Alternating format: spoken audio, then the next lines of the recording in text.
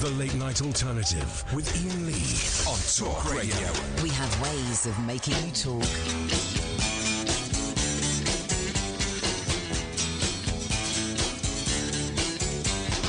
Picture yourself when you're getting on. Sat by the fireside, pondering on. Picture book, pictures of your mama, taken by your papa a long time ago. Picture book of people with each other to prove they love each other a long time ago.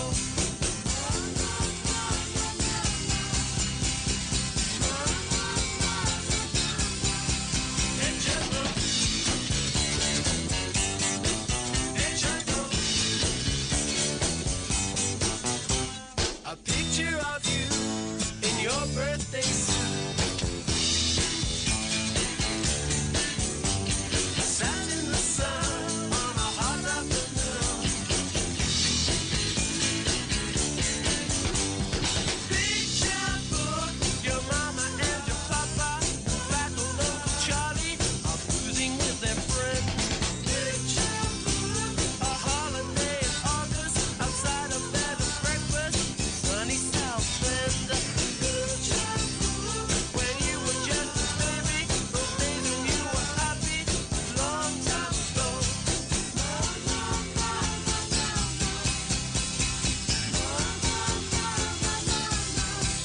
Picture book, picture book, picture book, picture book. Here we go. Kinks. Picture book. Scooby-Dooby-Doo. Picture book. Scooby-Dooby-Doo. Picture book. Pictures of your mama. 0344 499 1000. Going to be some show tonight, guys. Yes. It's the Kinks. Long time ago. Yeah, yeah, yeah. Oh, can I play you something? Loving the audiobook. I listen to audiobooks. I don't get what the problem is. Oh, you should be reading books. Well, I can't read a book. I thought I made this quite clear yesterday, and yet I'm still getting a backlash. I can't read a book when I'm driving a car. Well, I could, but it would be mayhem. I could probably do it, actually. Okay, I've done it. But I'm not doing it again for legal reasons. So, you judge me for listening. We've had several calls from blind callers recently.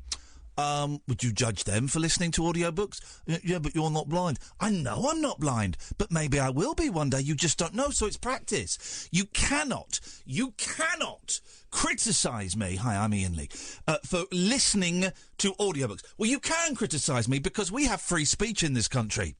We've got free... This isn't Addis Ababa or Irania or Islamistan.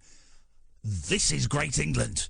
And goddamn it, if I choose to listen... This is the last time I'm going to say this. I'm not... This isn't even a thing. Right? This isn't even a thing anymore. This is the last time I'm going to say this, and I'm going to say it very firmly. Are you listening? Good.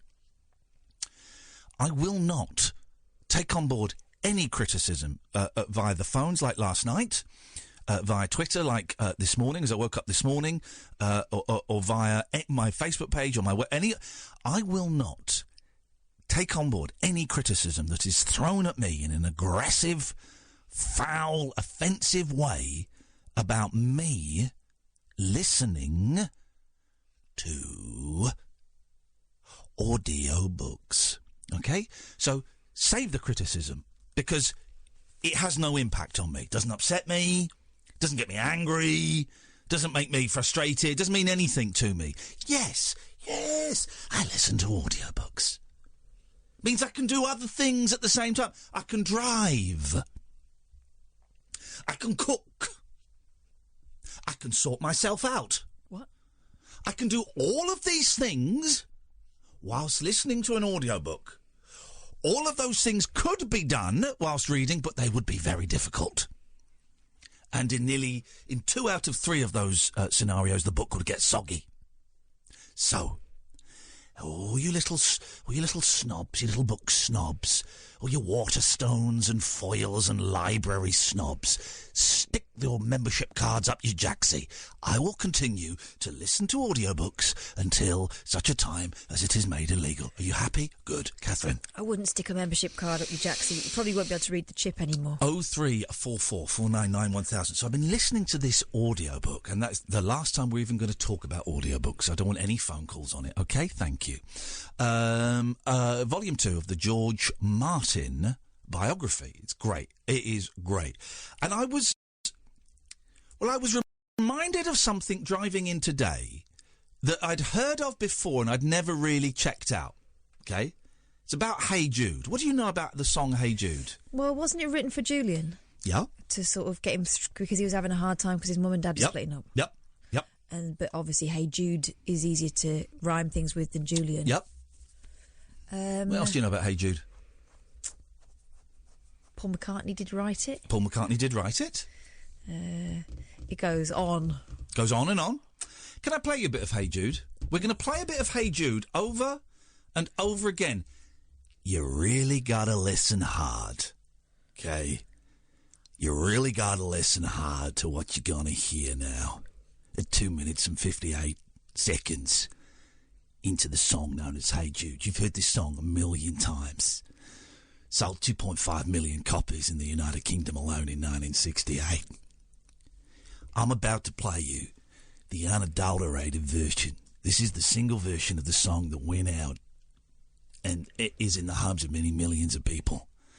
The song has been played on many, many radio shows and many radio stations. Have a listen. You won't hear it the first time. You may not hear it the second time. I'm hoping by the third or fourth time you're going to hear it. Here we go. It's Hey Jude by the Beatles. Take a sad song and make it better. Here it comes, guys. Remember to let her under your skin. Then you begin. There it was. Did you hear it? Yes. What did you hear? Let's listen again. What did you hear? Remember to let her under your skin. Then you begin. What did you hear there? Effing hell. Catherine got it on her second go. Did you hear it, Sam? Listen to this. 2 minutes 58 into Hey Jude. Paul McCartney makes a wrong note on the piano and says effing hell. It's after the oh. So you hear the oh. Then he goes effing hell. Remember to let her under your skin. Then you begin. There we go, ladies and gentlemen. Paul McCartney swearing. I'd heard legend of this and I never tracked it down. But in this audio book, it talks about it and about how the Beatles knew it was in there, but no one else noticed it, so they kept it in as their little secret. Let her under your skin. Then you begin. Tell you what else. It sounds like whoever's doing, well, it's him doing the backing, gets the words wrong a bit as well. Yeah. Now you've heard it. You'll never unhear it. 2 minutes 58. Let's get a bit of a run up so you can point it out next time it's on the radio. Take a sad song and make it better. After the oh. Remember to let her under your skin. Then you begin. There you go. You see, you cannot not hear that anymore. Isn't that incredible? It doesn't do that in concert. No. I love stuff like that. There's loads of stuff like that in Beatles songs. We know in Girl, girl. You know what they're singing? The background vocals are tit tit tit tit tit tit tit. They're singing tit. There's a really offensive one at the end of Baby You're a Rich Man. Baby you're a rich man. Baby you're a rich man. Baby you're a rich man too. Right at the end in the fade out. I can't even say what he says. Well, I can't. Okay. So, baby, you're a rich man. Baby, you're a rich man. Baby, you're a rich man too. John Lennon changes the words in the fade out to baby, and it's about Brian Epstein. Baby, you're a rich. The F word for gay. The first syllable, Jew.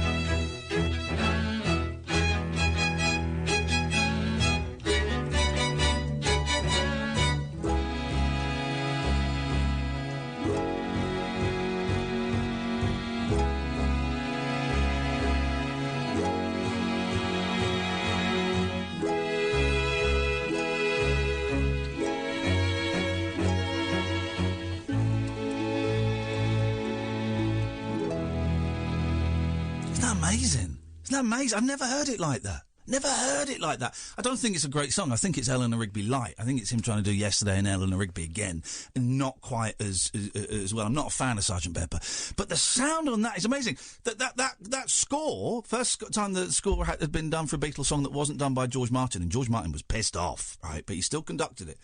But written by the guy that wrote Rock and Roll Parts 1 and 2 and Do You Want to Touch and I'm the Leader of the Gang, written by that guy. Isn't the pop, of course, who's you know, was mired in shame when Gary Glitter was discovered to be one of the most horrific paedophiles this country's ever known, and Mike Leander's, you know, kind of stock fell instantly all because of that dodge pot. But this is the thing, man. I'm really starting to come around. I love the Beatles albums. I was listening to the Magical Mystery Tour album today, which I've not heard for years, and it's great. It's great. Apart from Blue Jay Way, which is a stinker, and Flying, which is weird. But I love the Beatles albums. They're great. They're great records. They're some of the best records in the world. But I think the Beatles were just good. I think they were just good. And it was George Martin that took them from good to being superb. Aren't there a lot of famous groups, Go on. actors, Yeah. artists who have had fortunate kind of collaborations? Yeah, I think so. You know, Mick Fleetwood. Yeah. Oh, Mick Fleetwood is the jammiest man in rock. You know, an average good blues drummer, an average rock drummer who's just happened to hitch his wagon 10 years apart to two of the greatest guitarists ever, Peter Green and then Lindsey Buckingham. You know, and that's it. He really should have had a brief moment in the sun and then should have just been off as a labourer and playing in blues pubs, blues bands at the weekend. But no, jammy get. And yet he's part of a legendary group. We can do that. People, lucky people in show business, dear listener. People with you know, have got a bit of talent, but nothing much, but have stretched that talent way beyond its meagre means. That and anything else you want to talk about tonight. Your music lesson is over. 0344 499 1000. I hope you were paying attention. There will be a test. The Late Night Alternative with that man, Iain Lee. There's no strangers here, just friends you haven't stalked on Facebook yet. Have never sent my picture to anyone who didn't request it. The Late Night Alternative with Iain Lee on Talk Radio. Yes. Since I confessed to my online indiscretions, very rarely do tweets get me hard anymore. But Alistair has sent me 2 tweets that have got me frothing out of an orifice. My next-door neighbour played violin on She's Leaving Home. Next tweet. A day in the life, too. Alistair, for God's sakes, man, go next door and wake her up. Go next door, or him, go and wake them up. Let's speak to them. This is incredible. We were watching, it dawned on me that there is a colourised version of the All You Need Is Love performance. You'll have seen the black and white one millions of times. If not all of it, you'll have seen clips of it because it was part of this thing called Our World, I think it was, or This World. And it was the first ever live link-up via satellite around the world. And all the countries were doing it. Russia pulled out at the last minute.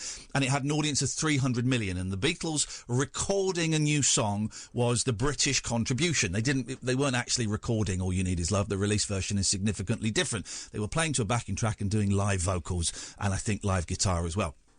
But I've forgotten there's a colourised version of it. So me and Kath watched the colourised version and it's wonderful. It's of its time, but it's beautiful to see. And then sat right at the front, in front of Paul and John, who are sat on stools, guy with a full head of hair and a big toothy grin. I went, bloody hell, that's Mike McCartney. We know him. He's sat there. I've got his phone number. I've got the phone. Yes, he's Paul McCartney's brother. But I've got the phone number of the guy sat at John and Paul's feet while they're performing All You Need Is Love in front of 300 million people. That's incredible. Well, I want to get him in just to talk about that. Just to talk about that. Alistair, go and get your violinist. Jason Cook Design is listening. Iain, love you. Love your work. But... Come on, Catherine. Come on. Come on. Love you, love your work. But... However... Here we go. When I listen to you talk, all I can hear is the inside of your mouth and saliva chomping. It's like that noise when you wipe paint on a wall with a roller. Maybe my headphones are too good. Maybe you just need to drink something. Okay, well, fair enough, right? Love you, love your work. However, when I listen to you talk, all my job is talking. So you love me and you love my work, but the main aspect of my work, which is talking, all you can hear is not the words, not the performance, not the intonation, not the gravitas, the emotion, the pathos, the comedy. It's the inside of my mouth and saliva chomping. I would question how much you love me and how much you love my work. I really would. But thank you so much. 03444 99 1000 is the telephone number. Let's go to Fraser. Good evening, Fraser. Good evening, Ian. Can you hear my mouth chomping? Well, hang on, what was it? Let me get this. Let's get this, because maybe he's got a valid point. Now, we did used to interview someone a long time ago who had a very licky voice, and I did find it quite off-putting. My licky voice? No, someone else's. Do you remember? Who? Yeah, I know, but I know what a licky voice is. No, but do you remember we used to interview someone who would come in and... Who? Oh, Ollie Martins, yeah. Well, no, he did. Some people do, but I don't have a licky voice. No, I don't think you do. Well, this guy, Jason Cook, please be quiet, Fraser. Jason Cook, please, Fraser, please. I can hear the inside of your lungs going in and out. Please, Fraser. Jason Cook Design is listening, and if he hates the inside of my mouth and saliva chomping, which apparently is all he can hear, he's going to hate your weird puffy breathing. Okay, sorry. Okay, but if anyone else believes, please... If anybody else, if anybody else loves me and my work, but all you can hear is the inside of my mouth and saliva chomping, you know, like that noise when you wipe paint on a wall with a roller, do give us a call, 03444 499 1000. Let's see if we can fix this. Fraser! Good evening, Ian. Good evening, Kath. Good evening. I had two random Beatles stories to tell you. Just do it. It's Beatles Hour. As you know, every Thursday, the first hour of the show is Beatles Hour. But they weren't really as good as the stories that you'd come up with before. Okay. But I just wanted to say that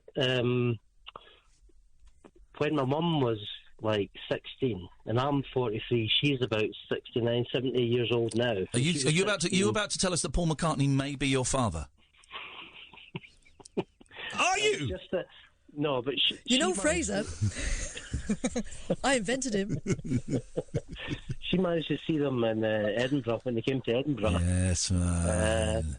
I mean, my mum's like, she's a Christian. Oh. She's like really, really as straight as you can imagine. Yeah. Like she wouldn't do anything like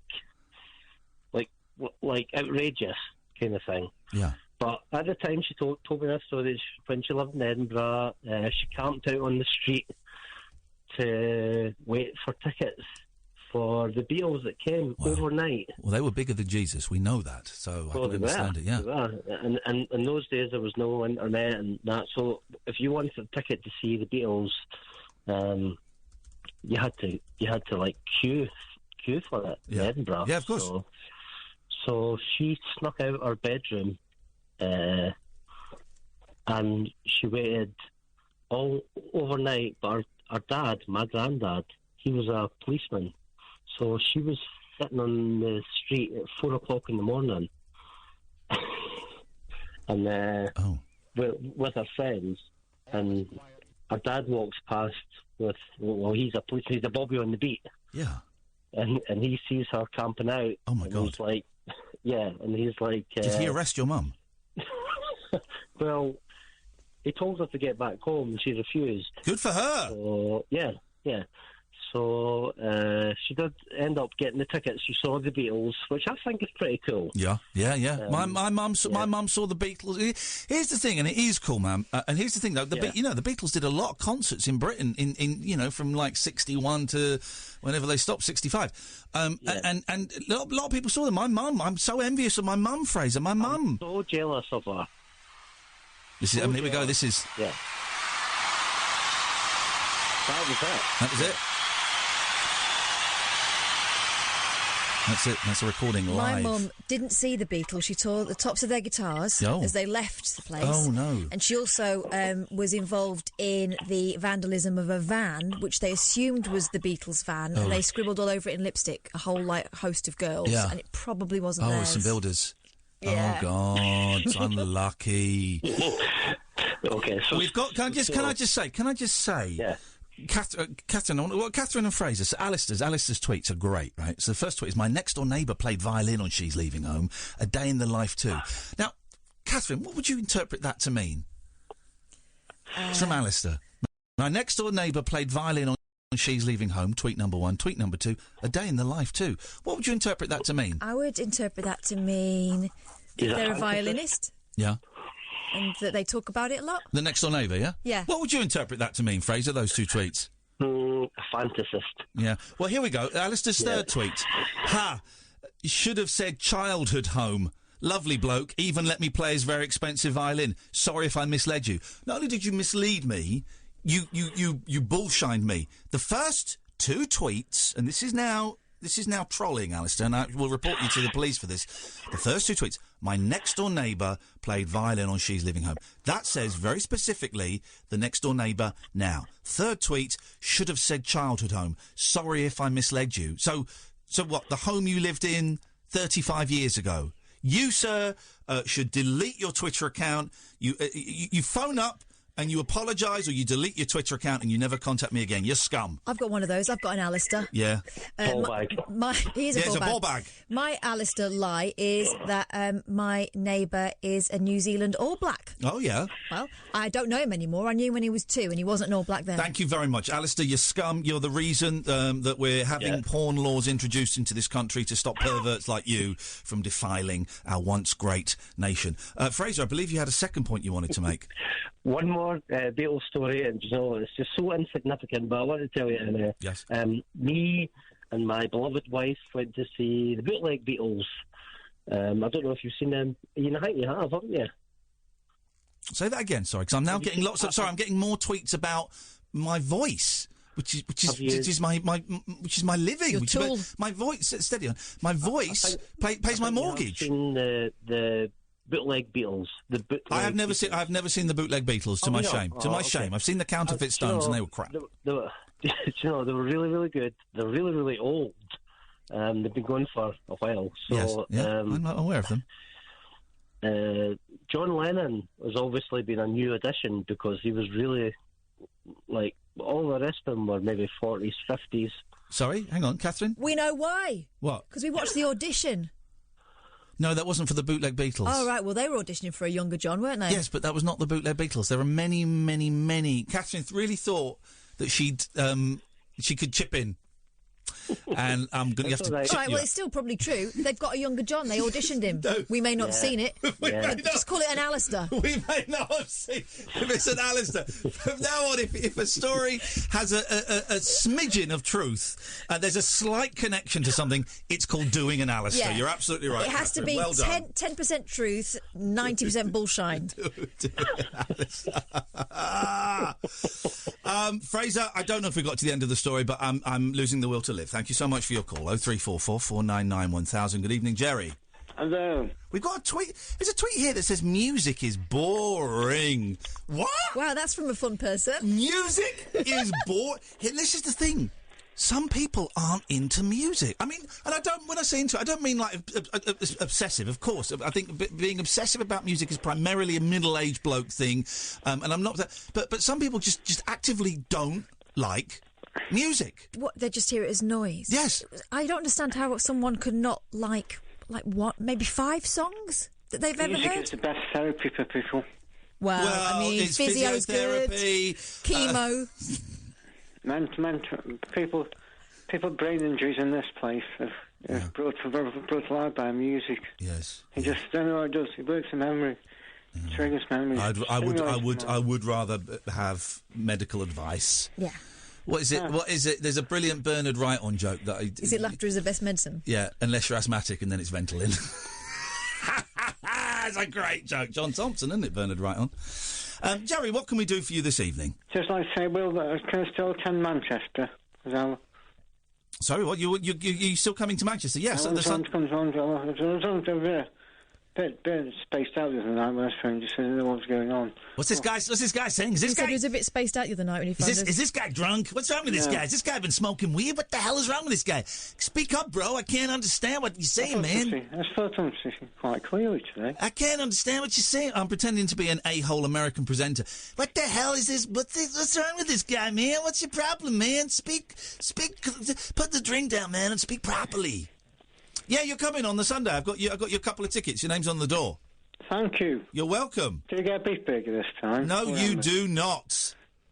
Not again. Okay. Anything else? No, that was all. Just wanted to say that. No worries, man. We'll see you on Sunday. I think it's the 19th of May, 6 o'clock show. On the Sunday, we've broken even on the Sunday show. What time do doors open? I don't know. Maybe I can't remember if the show starts at 6 or if the doors open at 6. So I would say get there for 10 to 6. 10 to 6. Get there for 10 to 6. I've got to get an escort to go with me, I think. Oh, that's going to be expensive. Yeah. Oh, you mean a carer? Well, I'll get one of them as well. Well, your carer, you and your carer, your names are on the door. Thank you very much. It's an absolute pleasure, Jerrington. We shall see you then, and you'll get a big cheer as always. The Sunday, so Saturday night, Saturday the 18th of May, Manchester sold out. Gone. Sunday the 19th of May, we've now broken even. Any tickets we sell from now on, it's pure profit. It's pure profit, baby. We're spending it on booze and tats. Pure profit, baby. Pure profit. You want tickets for that? IanLee.com/event. We got 9 tickets left for Glasgow in June. IanLee.com/event.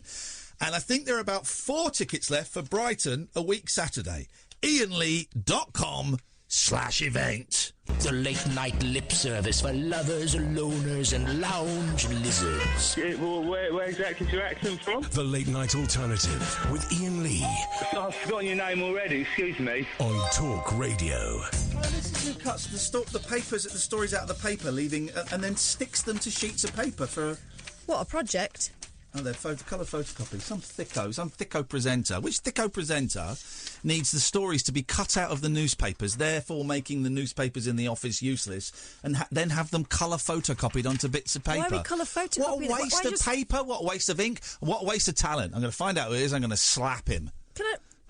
Why are we photocopying them if you've ripped them out? Just leave them in the paper so that I can use the papers at the end of the day. Some good news, guys. Katherine has to call me president from now on because I passed my motorbike test. So go on then. Do it. I don't have to call it you all the time. We got not all the time. Just it was only when I had my helmet on. Just when my helmet's on. Just when we're doing official motorcycle business. Catherine and I have a motorcycle club. You can buy T-shirts if you want, if you go to my website. It's got a membership of 2. Yes. And we had a little bit of fun, saying whoever passed 3 stages. It's only the A1. Is it the A1? The mod one, A1. I can't remember. Anyway, A1, it's the small motorbike licence, so you can ride up to a 125cc. 3 stages. The theory. Your first little bit mod 1 around obstacle course. Mod 2 is when you go out on the road. Well, I failed my first mod 1. I failed it. For mod 2. I passed my so I passed the theory, passed mod 1, failed my first mod 2, failed it. Second mod 2 was shortly after my car accident, and the guy stopped it after 2 minutes and said, "You got flat tyre." And I went home and I booked the third one in for today. And then last night I was like, do you know what? I can't be bothered. The stress. I'm not going to go. And I got up and I thought, it's a nice day. I'm going to go, but this is it. When I fail it today, I ain't never doing it no more. Because I don't even know if I want to ride a bike anymore. I don't want old 20-year-old scooter. I don't even know if I want to ride it anymore. And I got there. It was a nice guy called Mark. And we went out and we did it. And I was doing really well. First 10 minutes, I thought, I think I've got this because I don't care. And then I did a roundabout and I was all over the place. I was in the wrong lane. And as I got on the other side of the roundabout, I went, shit. Failed it there. Balls. So I didn't really bother for the rest of it. I did it to the best of my ability, but I wasn't really... I knew I'd failed, and we got back, and I told him I was very nervous before And we got off the bike. He said, nerves a little bit better now, Ian. I said, no, because I know where I ballsed up. I know exactly where I muffed up and where I failed. He went, OK, well, listen, you just take your helmet off and you know, calm yourself down. I can see you're a bit nervous. I've got to do my paperwork and then we'll chat about what happened and stuff like that. And I was like, oh, sure, whatever. And we went in, we shut the door, and he said, you've passed. And I did what my boys do when they get good news. I put my hand into a fist, and I pulled it down. You pulled the bus bell. Pulled the bus bell. And I went, no way. And he said, yeah, and I passed. And I'd made a couple of mistakes. Of course I made a couple of mistakes. I'm only human. Hey, I'm not perfect. I'm not the Messiah. I'm close. I'm very, very close to it. But I'm only human. I made a couple of mistakes. No one died. And so I passed. And so that means that I am the president of Iain and Kath's Motorbike Club, Scooter Division. So whenever we're discussing official scooter motorbike business, which we are now, you have to refer to me as... Mr. President. A little bit louder. Mr. President. Nice and loud, please, for the boys and girls at home. Mr. President. Say it loud and look me in the eye. Mr. President. One more time. President. One more time. That was one more time. Mr. President. Miss President. Say it properly. Mr. President. Sam, could you do me a favour? I'm expecting subordination from this one. Could you clip that, please, and email it over to me immediately? I'm going to have it as my ringtone. Can you also clip this? You are an absolute... You might want to dump this. No, not going to dump it. Nothing for me to dump. It's not me that gets in trouble if something goes out. Prick. OK. I'm glad I didn't dump that because I got witnesses that you are sexually bullying me. Hashtag me poo. But all joking aside, I did it and I was so nervous and I did that horrible thing that I never liked doing. They used to do it all the time in the jungle, right? When they came back from a trial, they go, oh no, I didn't do it. Yes, I did! Which meant that when I came back from a trial that I hadn't done, everyone thought it was a joke for ages. I was going, no, actually, honestly, I haven't done it. I failed. But I did do that. I did kind of that thing. I phoned you up straight away and went, well, I too slow at one point and I got this and I indicated too late on the roundabout, but I passed.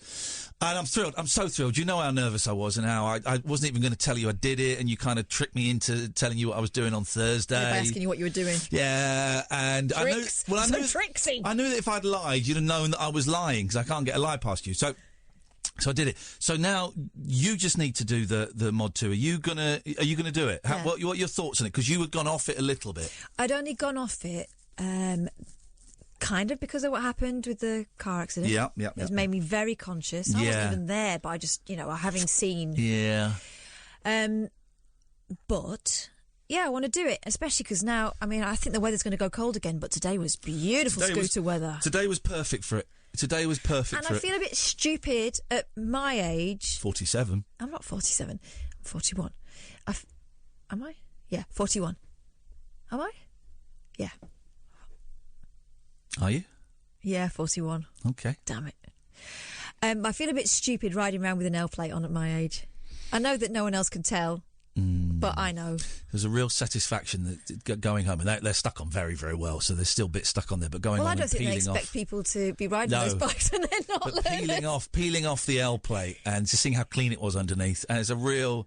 And the guy took my driving licence and he's going to send it off to the DVLA and it's going to get marked up, and it was...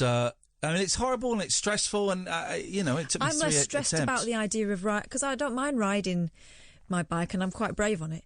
Very brave. I am so brave. Brave little soldier. So brave. I've been to London and back on my bike. Yeah. On my own.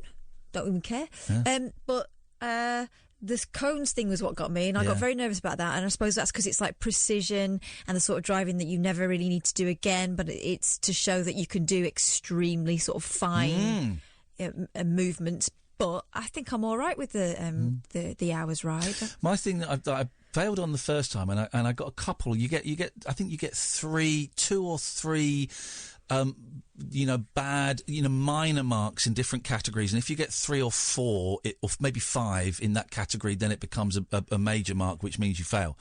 And I failed the first one on going too slow, and I got 2 marks against me today for going too slow. So part of me suspects that my speedo is off a bit. Was it slow or hesitant? Slow. He said I was doing sort of between 20 and 25 when it was 30, and there was traffic building up. Right.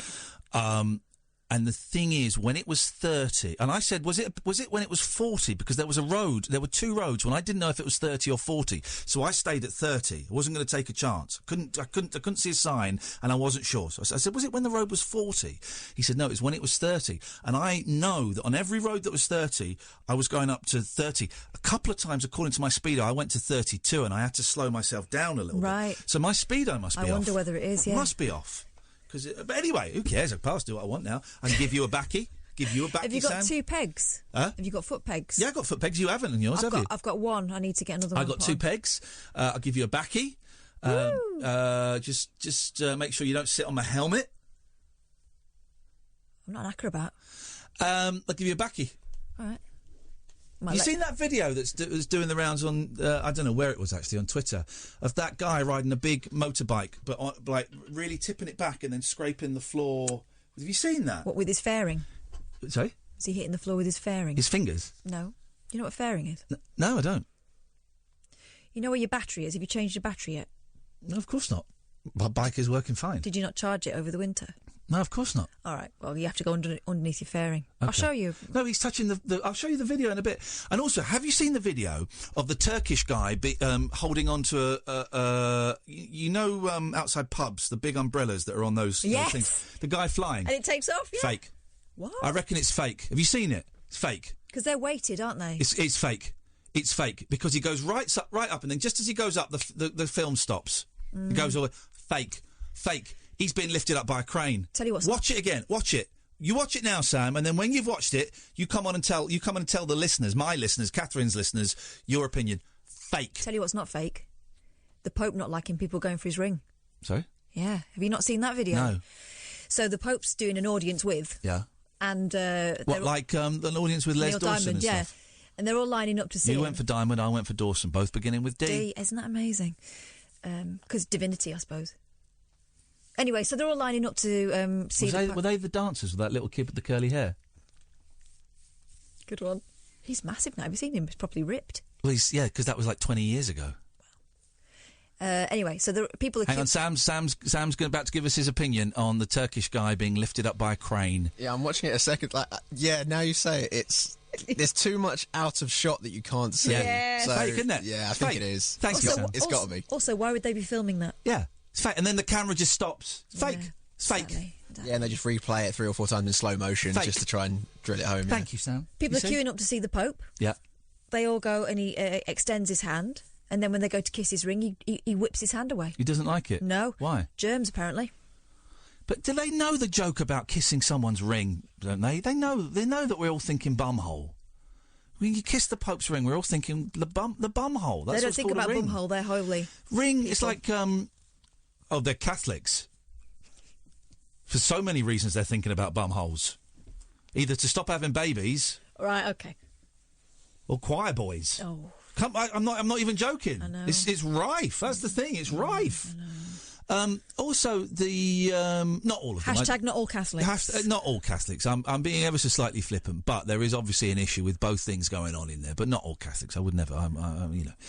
Also, the Johnny Cash song "Burning Ring of Fire." Oh no! But everyone thinks that's about. June wrote that. She wasn't thinking about bumholes. It's about piles. No. Isn't it? No. But that's what people think it is. It's because they're filth beasts. Dirty pervert. Could be, I suppose. Mm-hmm. Could be. Oh, by the way. I'm David Babcock and I got my willy stuck in the Hoover. Happy birthday, David. If anyone can think of any birthday songs that will be appropriate to play for a paranormal psychologist, ghost hunter, who has sex with household appliances, we can play that game. 03444991000. Lionel Richie, Stuck on You. Okay, there you go. You see, you've got one. I could probably think of some. I could probably think of some. Good. Oh, if If you want to do that, you can. I do worry. When we talk too much, we don't get phone calls. But if we don't talk, we get told we don't get paid. So they're just listening to your mouth sloshing. We're stuck between a rock and a hard place. So 0344 499 1000. We worked hard this first hour. God damn it! You work hard this second hour. You can give us a call about anything. We talked about the Beatles. I want to talk about. We'll talk about Babcock's birthday. I want to talk about the shoes that are for sale in Selfridges. They're incredible. McCartney, Nando's, and how to cure hay fever. Lots to talk about if you want to join in on those things or anything else. You know how this works. We're not going to throw out a question, a topic. We're not going to talk about Theresa May and all those backstabbers screwing up the country. Give us a call. 0344 499 1000. You speak to Sam, he'll take your name and number and give you a call straight back. This is the Late Night Alternative, weeknights from 10 with Iain and Kath on Talk Radio. The Late Night Alternative with Iain Lee on Talk Radio. We have ways of making you talk. Here we go, banana buns. Oh, you can have one in the morning or have one in the night. Share some with your best friend. That'll make you feel alright. Bananas are so healthy. Bananas are so fine. B is for banana. Costa Rica to Savannah. Ecuador to Montana. From Latin America to your hometown. Sweet to your taste, a smile on your face. It's a great way to start your vibe a day. B's for banana.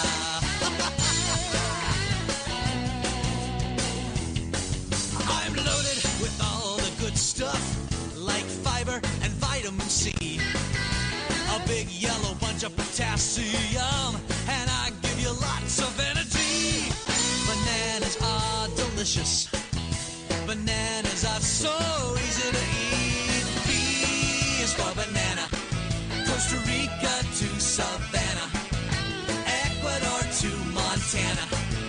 From Latin America to your hometown. Sweet to your taste, a smile on your face. It's a great way to start your vibe a day. B is for banana. Here we go, guys. I'm the perfect snack for your backpack. Banana, go banana. Just peel the peel away. Banana peel every day.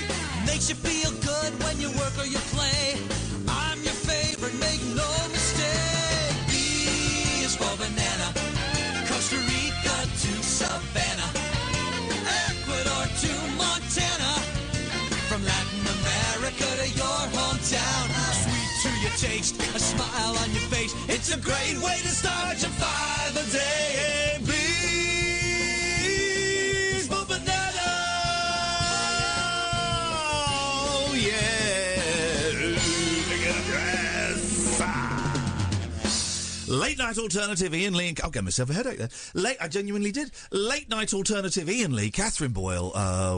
Weeknights, 10 till 1. Podcasts aplenty. iTunes, Acast, your usual podcast provider. I'm not here next week. Catherine's here next week. Yeah. It's going to be fun. Yeah. If you want to give us a call tonight about anything you want, 0344 499 1000. Becky the Witch, stay there. We're going to come to you in a second. First of all, here's a story that I think is important, that everybody needs to know about. Woman 21 who claims she has sex with her boyfriend, 74, every day, flippin' heck, vows they will get intimate on a TV reality show to prove their love is real, despite their 53-year age gap.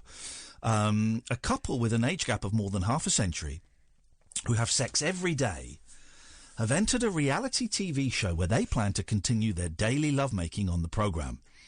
Stunning brunette Miliana Bogdanovich. I like the name Bogdanovich. Peter Bogdanovich was an actor, of course. What was he in? I've no idea. Like, he's like an actor from the old days that my mum would probably have fancied, I think. I want to say he was in that film about the boat, Dr. Zhivago. That's not about a boat. There's a boat in it. There isn't. There's a train. Excuse me, there's a boat in Dr. Zhivago. It's the only bit I've seen of that film, and there's a boat in it. A big cruiser, big steam cruiser. In Dr. Zhivago. Never seen it. Oh, you never... Right. I never lived. No, I've seen the bit with the boat. There is a boat in Dr. Zhivago where they go to Siberia, but they don't go on a boat. Yeah, there's a boat in it. So, Dr. Zhivago. This couple... Dr. Trivago. Oh... Their clothes were better in Dr. Zhivago. The Trivago girl is very, very beautiful, but she does look like she's been dipped in super glue and rose through Matalan. Please. It's just, there's no sense. There's no sense to what she's got on. Well, this is going to be awkward at the wedding when I meet her and make her fall in love with me. Through legitimate wooing, I may not be able to invite you to my... It's fine, I'll just send some next vouchers. OK, thanks very much indeed. We're going to have a great honeymoon. She gets a discount. So this couple, right, they do it every day and they're going to sorry. And her fiancé, Miloko Bozic, 74, a grey-haired grandfather, live in the village of Pilatovici in western Serbia's municipality of Podzega. They have entered the reality show Parovi! Now it is time for comrades and comradesses to enjoy Parovi! Or in English, you will call it couples. Oh, couples. Well, that's interesting. In the Serbian capital city of Belgrade. Although they can't have sex in the missionary position because of the elderly man's heart problems. Yeah, it's all right. So they have it off every day. What, he can't see her flapping boobies because it will give him a heart attack? Well, also, they claim he doesn't get time to see anything. They claim to enjoy a very active, intimate life, without resorting to the old Viagra. So they're very intimate. She wipes his bum and feeds him. The couple who... I'm ignoring you because you are... What do they do for the other 23 hours and 59 minutes? Childish. And the couple who claim to have sex every day at home... define You've sex. missed a joke there. And the couple who claim to have sex every day at home, you then say the home... Oh, right, yeah. Say they will carry on during their time on the show as they are desperate to start a family. Miliana said, "The men, I'm from Russia. You are a comrade. From Serbia. The men on couples are mostly young. They don't have grey hair or wear glasses, so they don't have chance with me. Of course we will have sex. Why wouldn't we? I would love to get pregnant and give birth to baby. Hopefully. If not on couples, then after we leave show. Are they going to be on it for 9 months? Does she not know how it works? We plan to cuddle and love each other there as if we were at home. I really want to prove to people that this is the real thing between Miloko and me, and not a marketing trick like everyone says." The couple have also been revealing some of their bedroom secrets, which have to take into account the fact that Miloko underwent heart surgery in December. So a hoist and a defibrillator. Miliana said, this is the lady, "I love sex positions where the man dominates. I get excited when Miloko spanks me on the bum." She also revealed how she likes to seduce him, saying, "It's enough..." By the way, she's hot, right? Yeah. "It's enough for me to take shower and go out naked from bathroom. He should load immediately. No, stop it. She doesn't say that. I do not need to touch." Sometimes he'll remove sock. Miloko revealed his young fiancée is also easily aroused, saying, "It's enough to put hand on..." Oh, no, that's the man saying it. "It's enough to put my hand on her stomach and she wants sex." Oh, dear. But the pensioner added they had to bear in mind doctor's orders when they have sex. Here we go, doctor's orders. Get them off, love. Miloko added, that's the man, "Miliana loves me to spank her bum. When it comes to positions, our favourite is from behind. I would love to do it from front, but cannot. Because of heart surgery, I cannot do missionary." Sure. Okay. Yeah, whatever you say. But if he I can't. The doctor said. But he added, "I just have to lie here. Could you not put something in... heart surgery, I've just got to lie here. Could you ride me a little bit harder, please?" But he added, "If needed, for her, I would drink Viagra and go happy to paradise." Drink it? They're making teas now? Teas. The couple are stunned neighbours with their unusual relationship. Miloko, that's the man, has 3 children, aged 40, 35 and 30 from his first marriage, and 2 grandchildren, aged 13 and 11. The couple plan to marry in a registry office on the 7th of September. Boring, because they're not talking about sex anymore. Gosh. I've got a similar story, but it's a woman. Are you interested? Yeah, go on. It's entitled... Michael, Becky will come to the bit, I promise. This is from The Sun. Mind the gap, which I think is a bit rude. Would you date this 82-year-old... Oh, they mean age gap. Would you date this 82-year-old Tinder gran who has sex 3 times a week and is bombarded with offers from men under 35? Yes. You haven't seen her? Don't matter, does it? If you have a mate who likes older women, then we've found the glamorous gran of his dreams.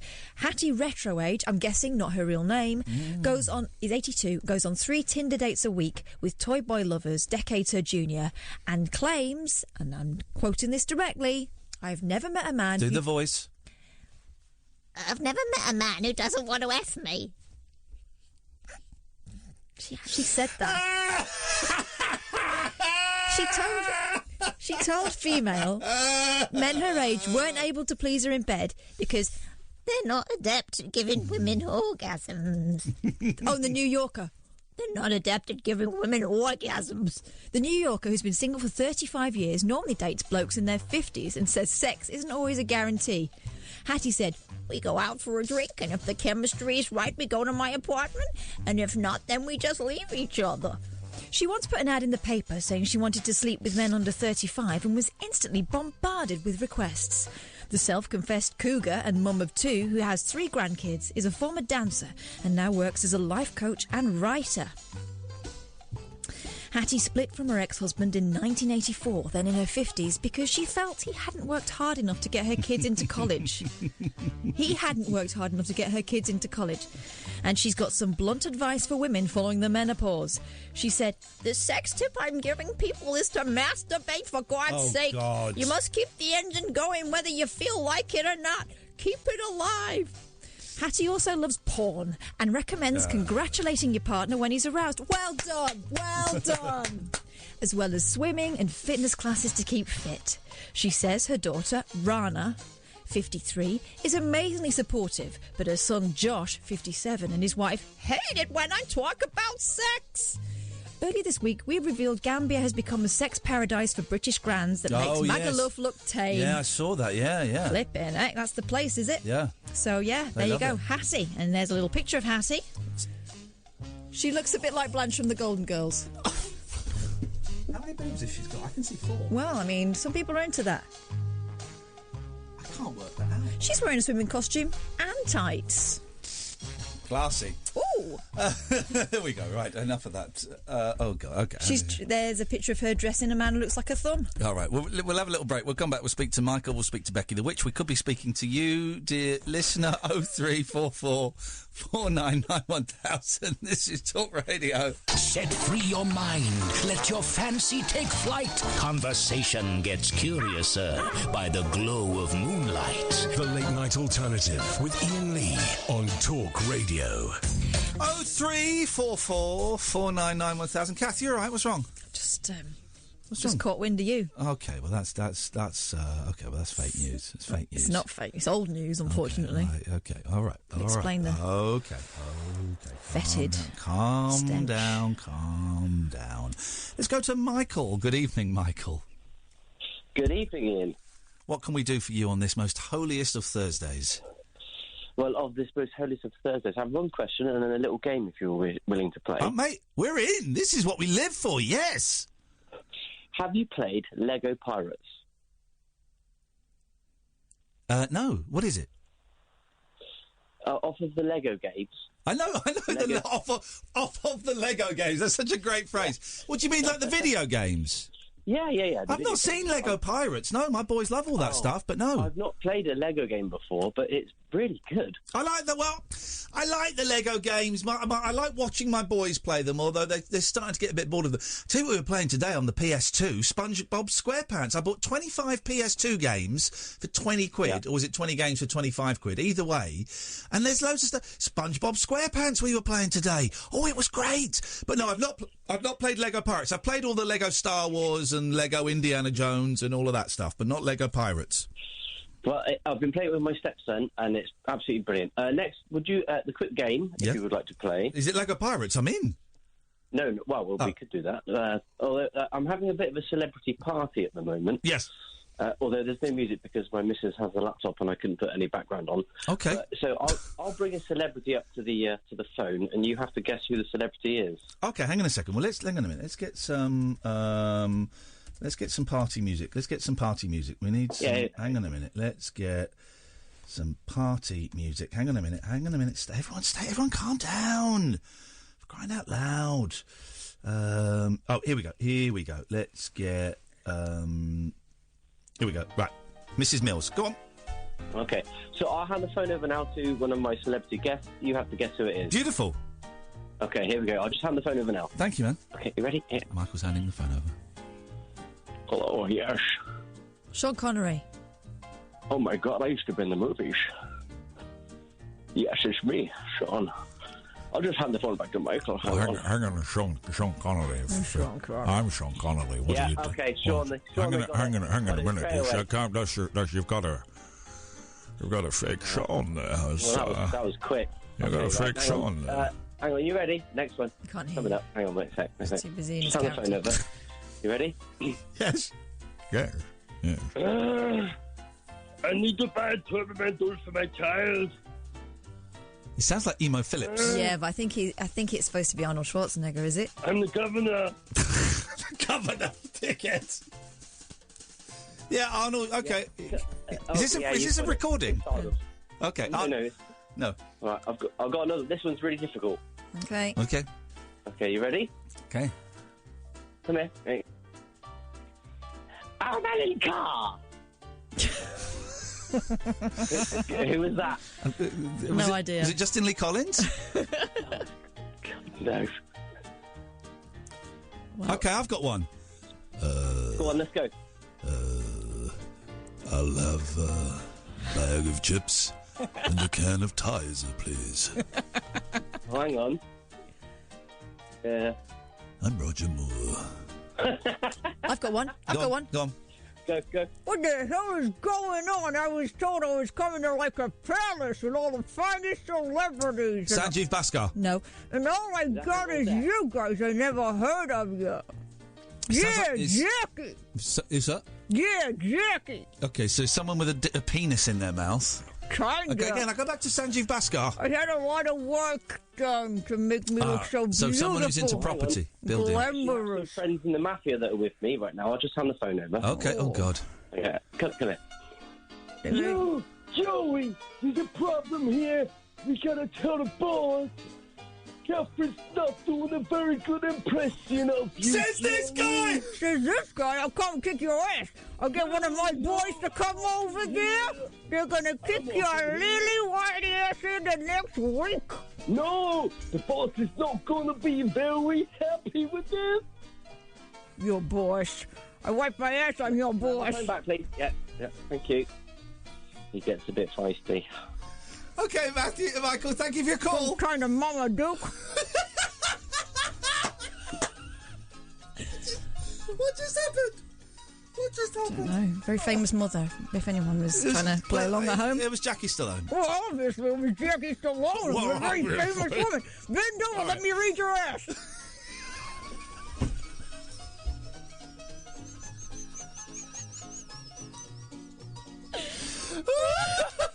Yes, mate. Yeah.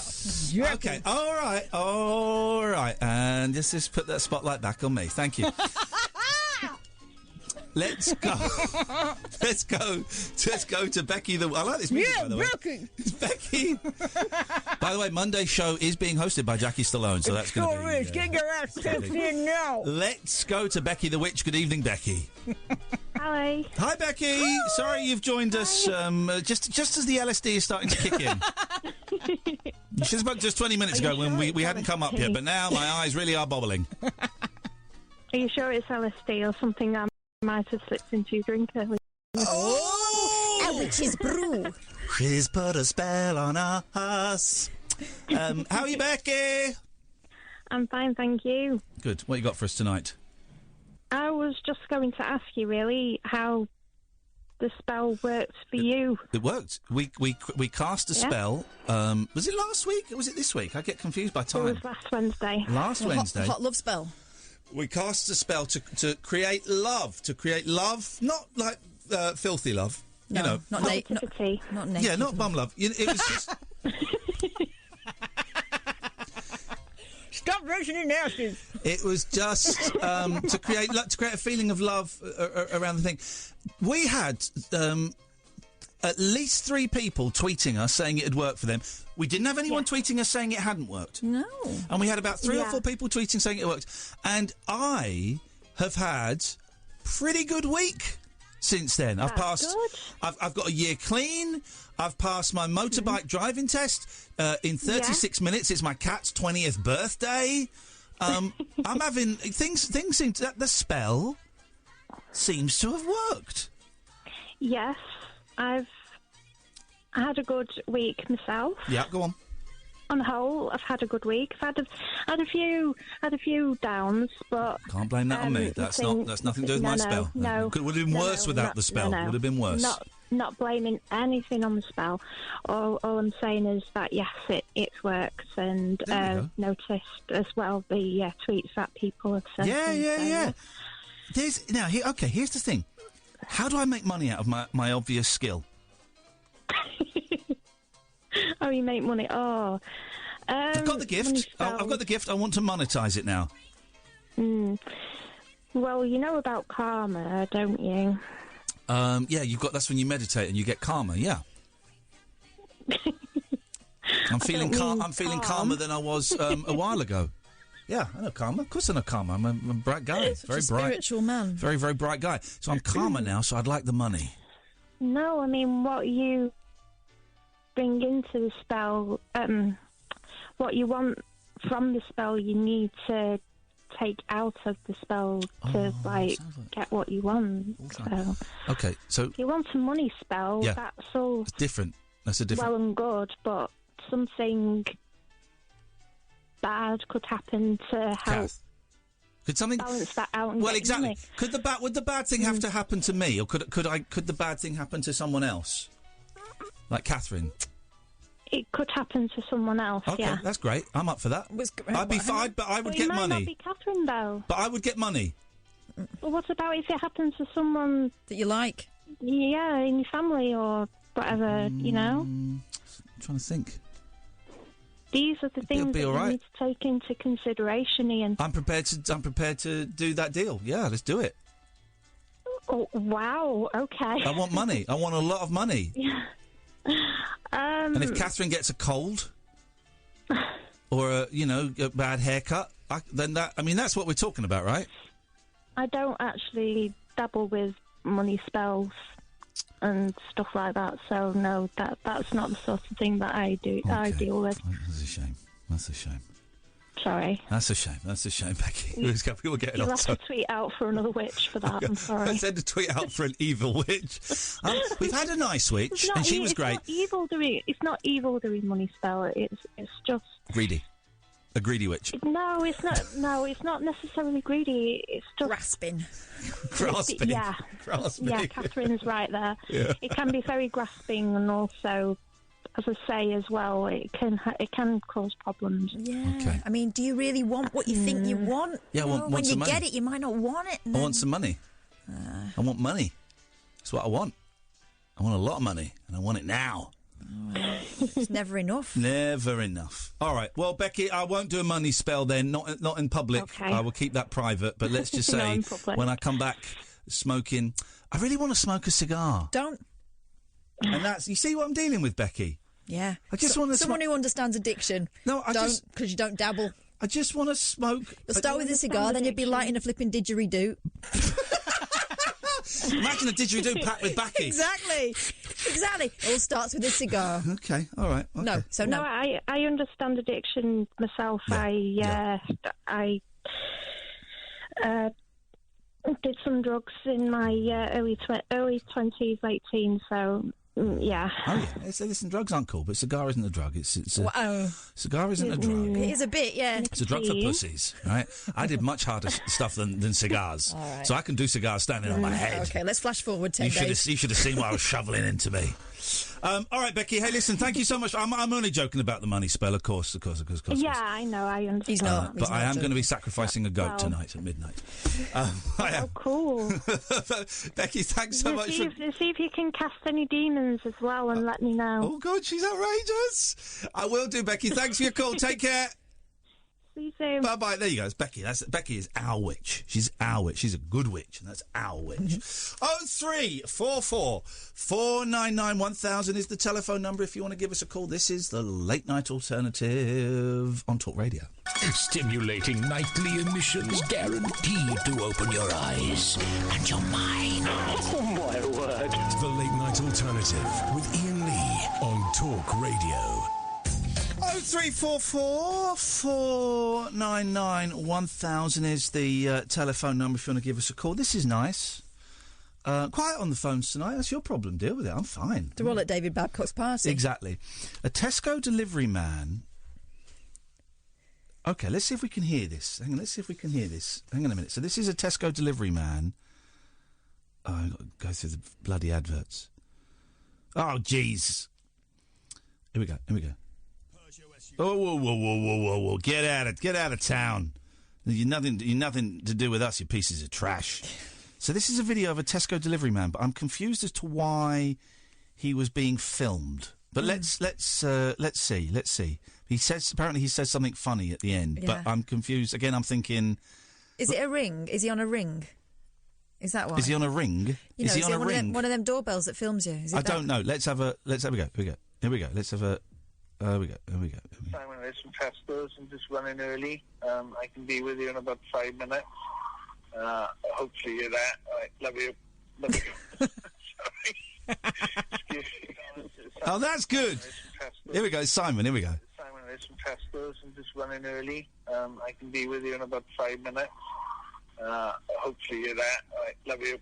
Oh. Sorry. Excuse me. Simon is from Tesco's. This is great. Running early. I can be with you in about 5 minutes. Hopefully you're there. All right, love you. Sorry. Excuse me. Oh, that's lovely. That's kind of adorable that it comes so easy to him. He obviously says it a lot. Yeah, I hope he gets fired for sexual harassment. For what, sorry? Harassment. Harassment? No, it's not harassment. It is. It rhymes with embarrassment. I don't want to embarrass you, but you are embarrassing yourself. Okay, well, so I'm going to... Say it again? It's harassment. Okay, so I'm going to harass you. Harass. I'm going to harass you. Yeah, like embarrass. No, I'm not going to harass. No. Wow. You're American. Wow. Mm-hmm. Don't make me do it.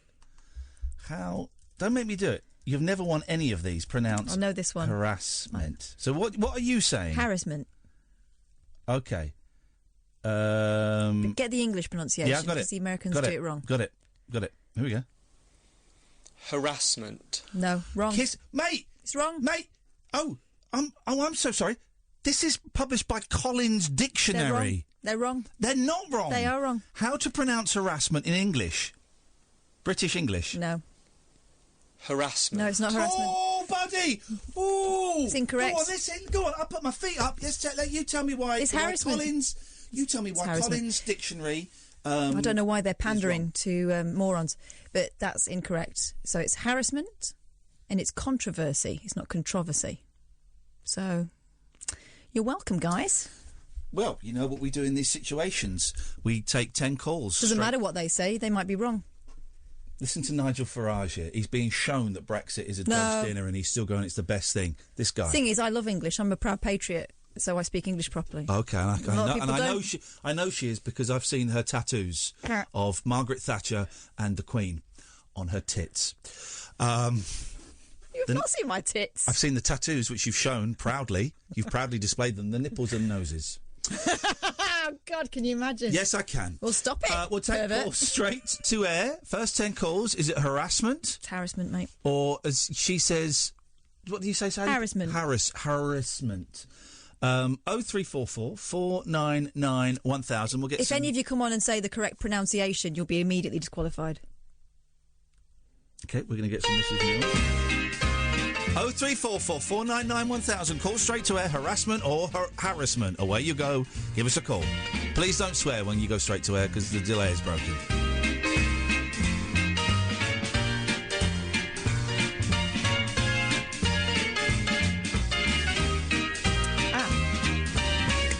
We'll wait for the callers, Catherine, please. Wait for the callers. They're going to come in thick. 0344 499 1000. Straight to air. Harassment or harassment. They dent.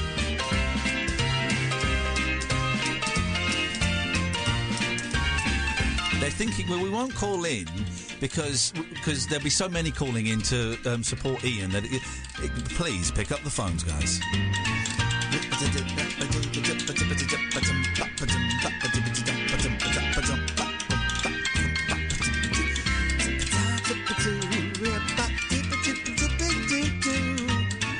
Line 1, harassment or harassment?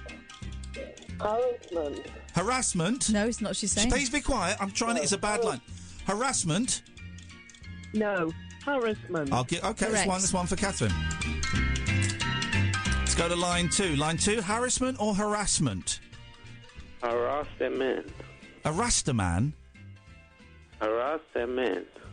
Harassment. Right, he's just added like 3 syllables there.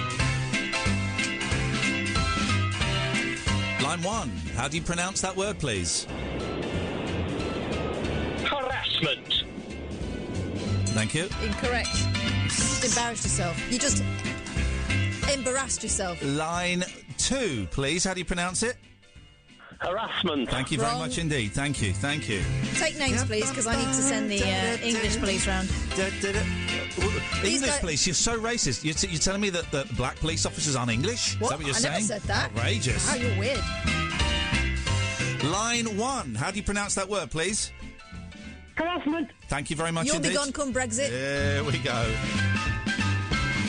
Let's get another... Well, all this is proving is there are a lot of puddings that listen to No, this show. let's go. It's 3-1 to me. Let's go to line 2. 3? Line 2, harassment or harassment, please?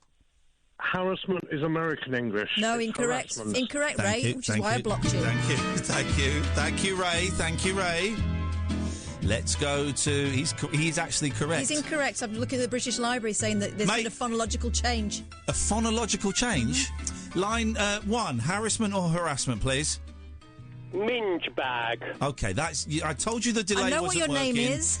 I told you the delay wasn't working. I asked specifically for no bad language because we can't dump it. So that is out of order. Thank you. One of your fans, Catherine. Line 2, harassment or harassment, please? Harassment. Thank you very much Incorrect. indeed. Okay. It makes me want to weep. There we go. Let's go to line 1. Harassment or harassment, please? Harassment, obviously. Well, you say obviously. You're obviously a dick. 6-1 to the guys, got it right, and Boyley's gonna cry again tonight. Line 2, how do you pronounce the word, line 2? Harassment! Thank you very much indeed. That was actually quite harassing. Oh, they're still there. I thought I'd cut them off. Go away, weirdos. Line 3, how do you pronounce it? Harassment. Correct. Well done. And can I just say, Pete Broderick has sent a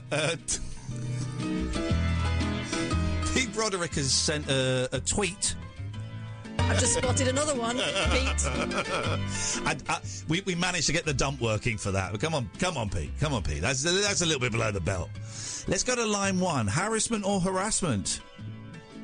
I'm afraid it's just a no from me, but love you. Thank you very much indeed. Not sure what that means, but... It means she needs a court order against Okay, her. line 2. Harassment or harassment? Harassment. Correct. Well done. Okay, that's fine. We might stop in a minute. Let's go. Oh, I wonder why. Let's Because go. the people that have been reading books have just put them down. No, Sorry. wrong. Sorry? Harassment. Thank you very much indeed. That's No. look. It's 8-3. So we probably will stop it there. We'll take one more. Last one. How do you pronounce the word? Harassment. Okay, right. You're That's damn straight it is. that is okay. That's offensive. Last one. How do you pronounce the word, please? Harassment. Thank you very much indeed. So that's 5, 6, Thank 7. you. No, it's still there. You can go away now. Go away. Put the phone down. Go away and read a book. Shut up. He was good. I like that. So that was 5, 6, 7, 8, 9 to 3, Catherine. Yeah. Well, unfortunately, the educated in the minority these days. Okay. Well, that's embarrassing, and I feel bad that I embarrass. You mean embarrassing? Embarrassing. Well, it doesn't work. It doesn't really work, does it? That it would be embarrassing. Well, it's not. It's supposed to rhyme with embarrass. So, well, embarrassing. It's embarrassing for you. You're missing out the A. It's not embarrassing for anybody. Embarrassing for You're you. embarrassing yourself.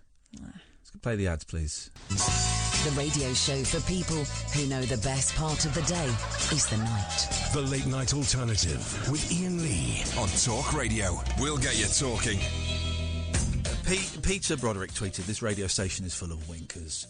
And I'm so tempted. It's at Talk Radio. This radio station. I'm so tempted to retweet it to Matthew Wright. Say, Matthew, I think this one's for you. I came so close to doing it during the break, but I'm better than that. Yeah. I'm better than that. I mean, this is growth. Isn't it just? I mean, when you get to the next level, you might not mention that you even thought about doing that. Oh yeah, exactly. Well, that's the next thing, and I hope that goes well. 0344 499 1000 is the telephone number if you want to give us a call. Catherine, what have you brought to the dining table tonight? Well, I mean, do you want a dining room table story? Yeah, I've got go one on, of I would those. actually, yeah. Britain's biggest mixed grill, 9,000 calorie gut busting plate with 20 chickens. Now, you're supposed to eat. A man is supposed to eat. Is it 2,000 or 2,500 calories a day? I think it's 2,500 if you want to maintain weight, 2,000 if you want to lose weight. I think, and this is 9,000. Yeah. I mean, now mixed grill. I've not had a mixed grill. That means lots of different meats, doesn't it? That's primarily. I can't even see what it is. It's very brown. It's called the Killer. It includes 20 chickens, half a lamb, 3 fish, 30 chicken wings, So it's all meat, yeah. 16 pieces of chicken breast, 16 chicken niblets, 24 fish pakoras, and 6 lamb kebabs.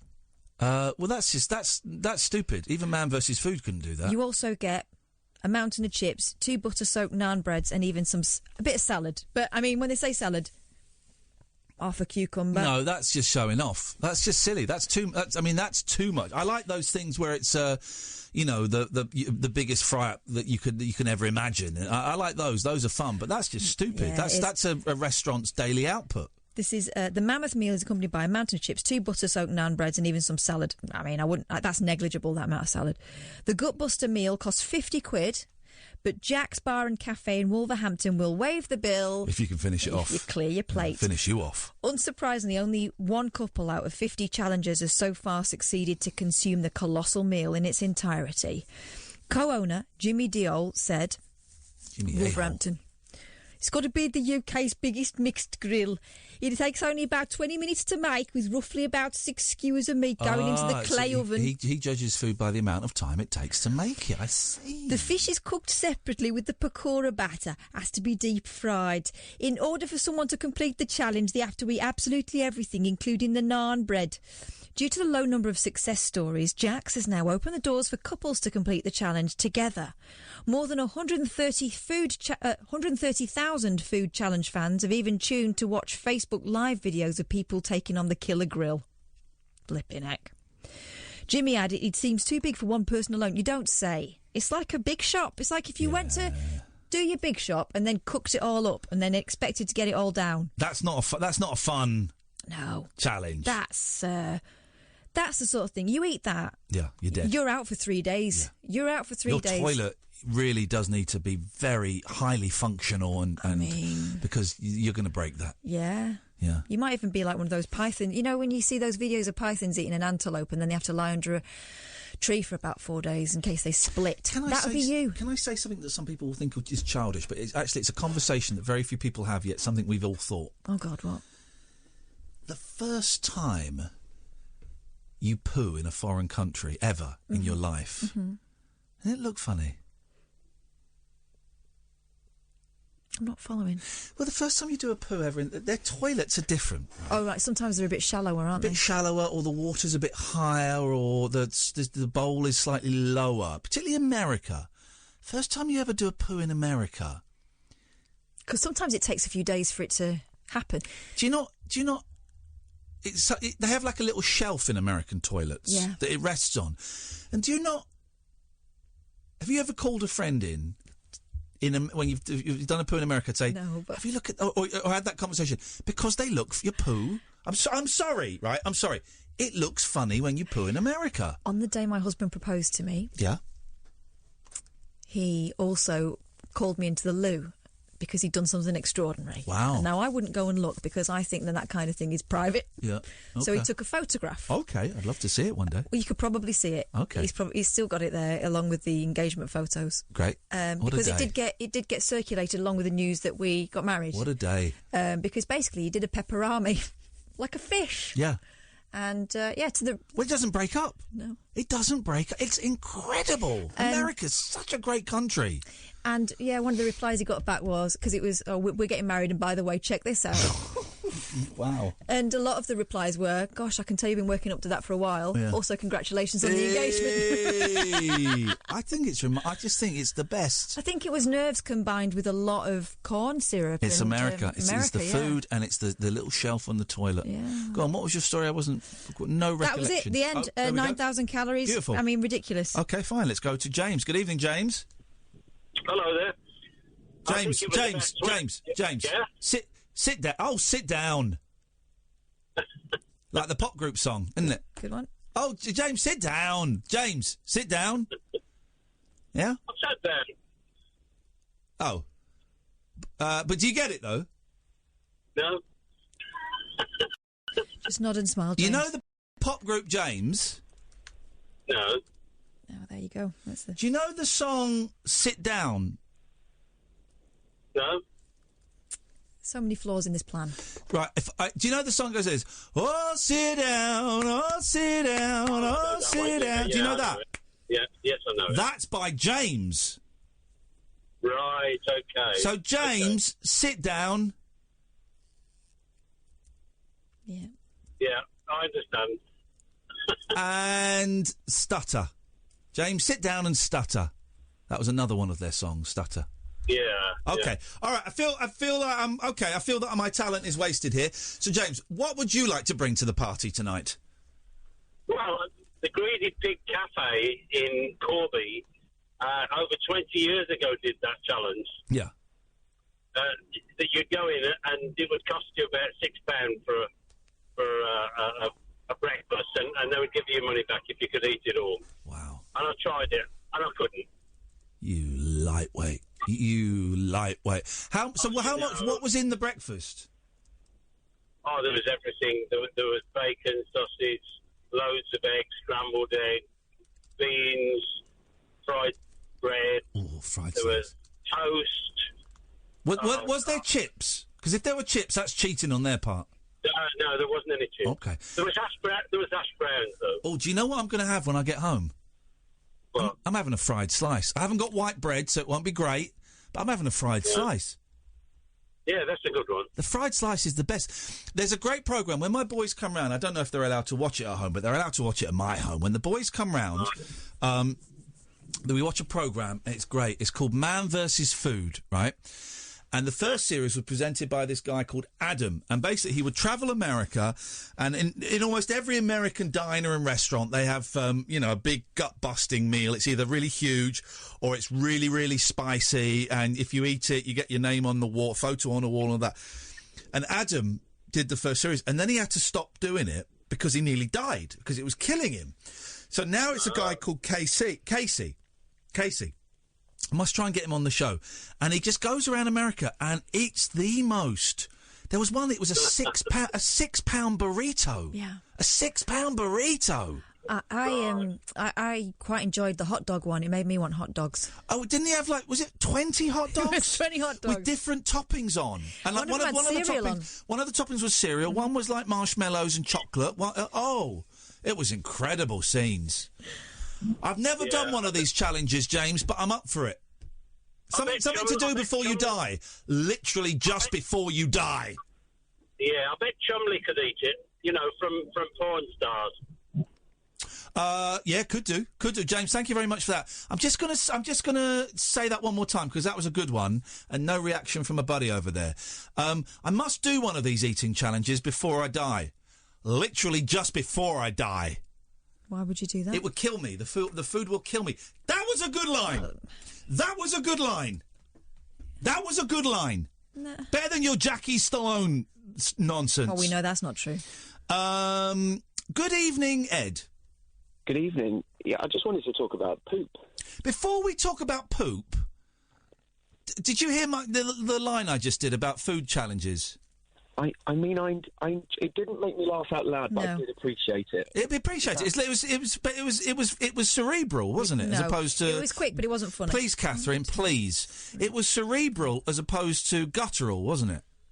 Yeah, I go with that. Thank you, Ed. There we go. Great caller so far. I'm enjoying this. Let's have a look. Go on. Yeah, just your exact situation you described. So I went and did summer camp over in America. Of course you did. And I was used, like, in the UK, I'd probably eat 2 meals a day. Yeah. And then as soon as I went to summer camp, it was a good, solid 5 meals a day. And at each meal, it was pretty much, buffet style, all you could eat. Yeah. And I really didn't expect to then go to the toilet, curl out an amazing poop. All right. And then what's your language? Stand up. Yep. And then stand up and think, that is incredible. Yeah. And I did run out of the bathroom, tell all my friends. A few of them wanted to come in, sure. Most didn't. Yeah. And then I decided to take a photo of it, and it was a proud moment. And I can send it to you if you like. I would love you to tweet it to Catherine. Unfortunately, I'm not on Twitter. Okay, all right. Well, Catherine's email is catherine.boyle@talkradio.co.uk, and she would love to have a look at it. And by the way, the people that came in and looked, they're your real friends. Yeah, I think you're right there. Yeah, there was a bond over that. It's a great way to find out who really cares and who doesn't. And that's the thing. When you poo, and this isn't even a joke, right? This isn't even a thing now. When you poo in America, it's a work of art. They should make that their slogan. I agree. They should make that their slogan. More people will go to America. Yeah. So when you crap in the John, it's a Picasso. The big crapple. I don't think. I think no. I'm not going to laugh at that. I think you probably took it too far. Actually, I think you took the joke and ran with it too far. You've ran out of the stadium. I've just I scored a touchdown, and you picked the ball up and ran out the stadium. You're in the car park. I don't know the rules of American football. Still going on. No, exactly. Allowed? You've proven that. You've proven that with that last foul comment. Ed, thanks for telling us about your big poo in America. Well done. Pleasure to share. Thank you, Ed. Thank you, Ed. What a great guy. Great caller. Great guy. Geez, this show. 0344. We've done 2 hours of very, very little, and even by our standards. So lowbrow tonight. Very lowbrow. Where's Mr. Obus when he could score a point against us? 0344 499 1000 is the telephone number if you want to give us a call. We'll raise the brow ever so slightly in the last hour. I can't guarantee that. It can't all be mental health and helping, drunk ladies get sober. Sometimes we got to, we're talking about stuff that we talk about. It's what we do. We talk about stuff. That we talk about. Gosh. 0344. Oh, I'm getting schooled on who presented Man vs. Food. Okay. God, the first host of Man vs. Food had got 637,000 followers, and he looks, according to his Twitter feed, he looks like Nick Knowles. 0344 499 1000 is the telephone number. This is Talk Radio. The Late Night Alternative with Iain Lee on Talk Radio. We have ways of making you talk. I don't like food very much, you see. Never. What shock. Hello? There's a voice that keeps on calling me. Down the road, it's where I'll always be. Every stop I make a new friend. Can't stay for long, just turn around and I'm gone again. Maybe tomorrow I'll wanna settle down. Until tomorrow I'll just keep moving on. Down this road that never seems to end. When new adventure lies just around the bend. So if you wanna join me for a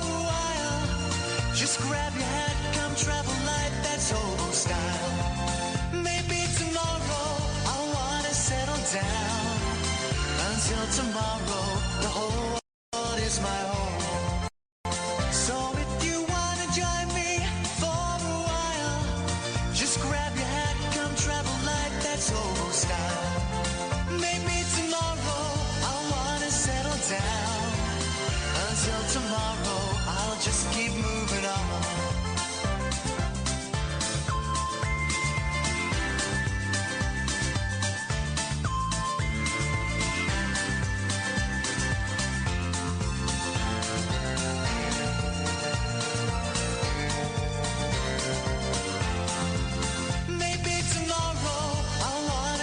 Down. Until tomorrow, I'll just keep moving on. There's a world that's waiting to unfold, a brand new tale no one has ever told. We've journeyed far, but you know it won't be long. We're almost there and we paid our fare with a hobo song. Maybe tomorrow I'll wanna settle down. Until tomorrow, I'll just keep moving on. Here we go, last hour. So if you wanna join me for a while, just grab your hat, come travel light, that's hobo style. Maybe tomorrow I'll find out I go home. Until tomorrow, you know I'm free to roam. We will do a Chit Chat Club tonight about 2:30 when I get home. It's about 2:15, 2:30 when I get home and feed the cats. Then if you follow me on Periscope, periscope.tv/Iain Lee. I do a little stream as I'm feeding Velvet upstairs and I get into bed. You see me get into bed. You saw me take my trousers off yesterday, if that works for you. Nothing rude. And then just have a little chat about the day and, you know, kind of like a sort of step 10. You know what that means, you know what that means. Have a chat about the day. What could you have done differently and better? A little gratitude list. And then people can phone in on Periscope.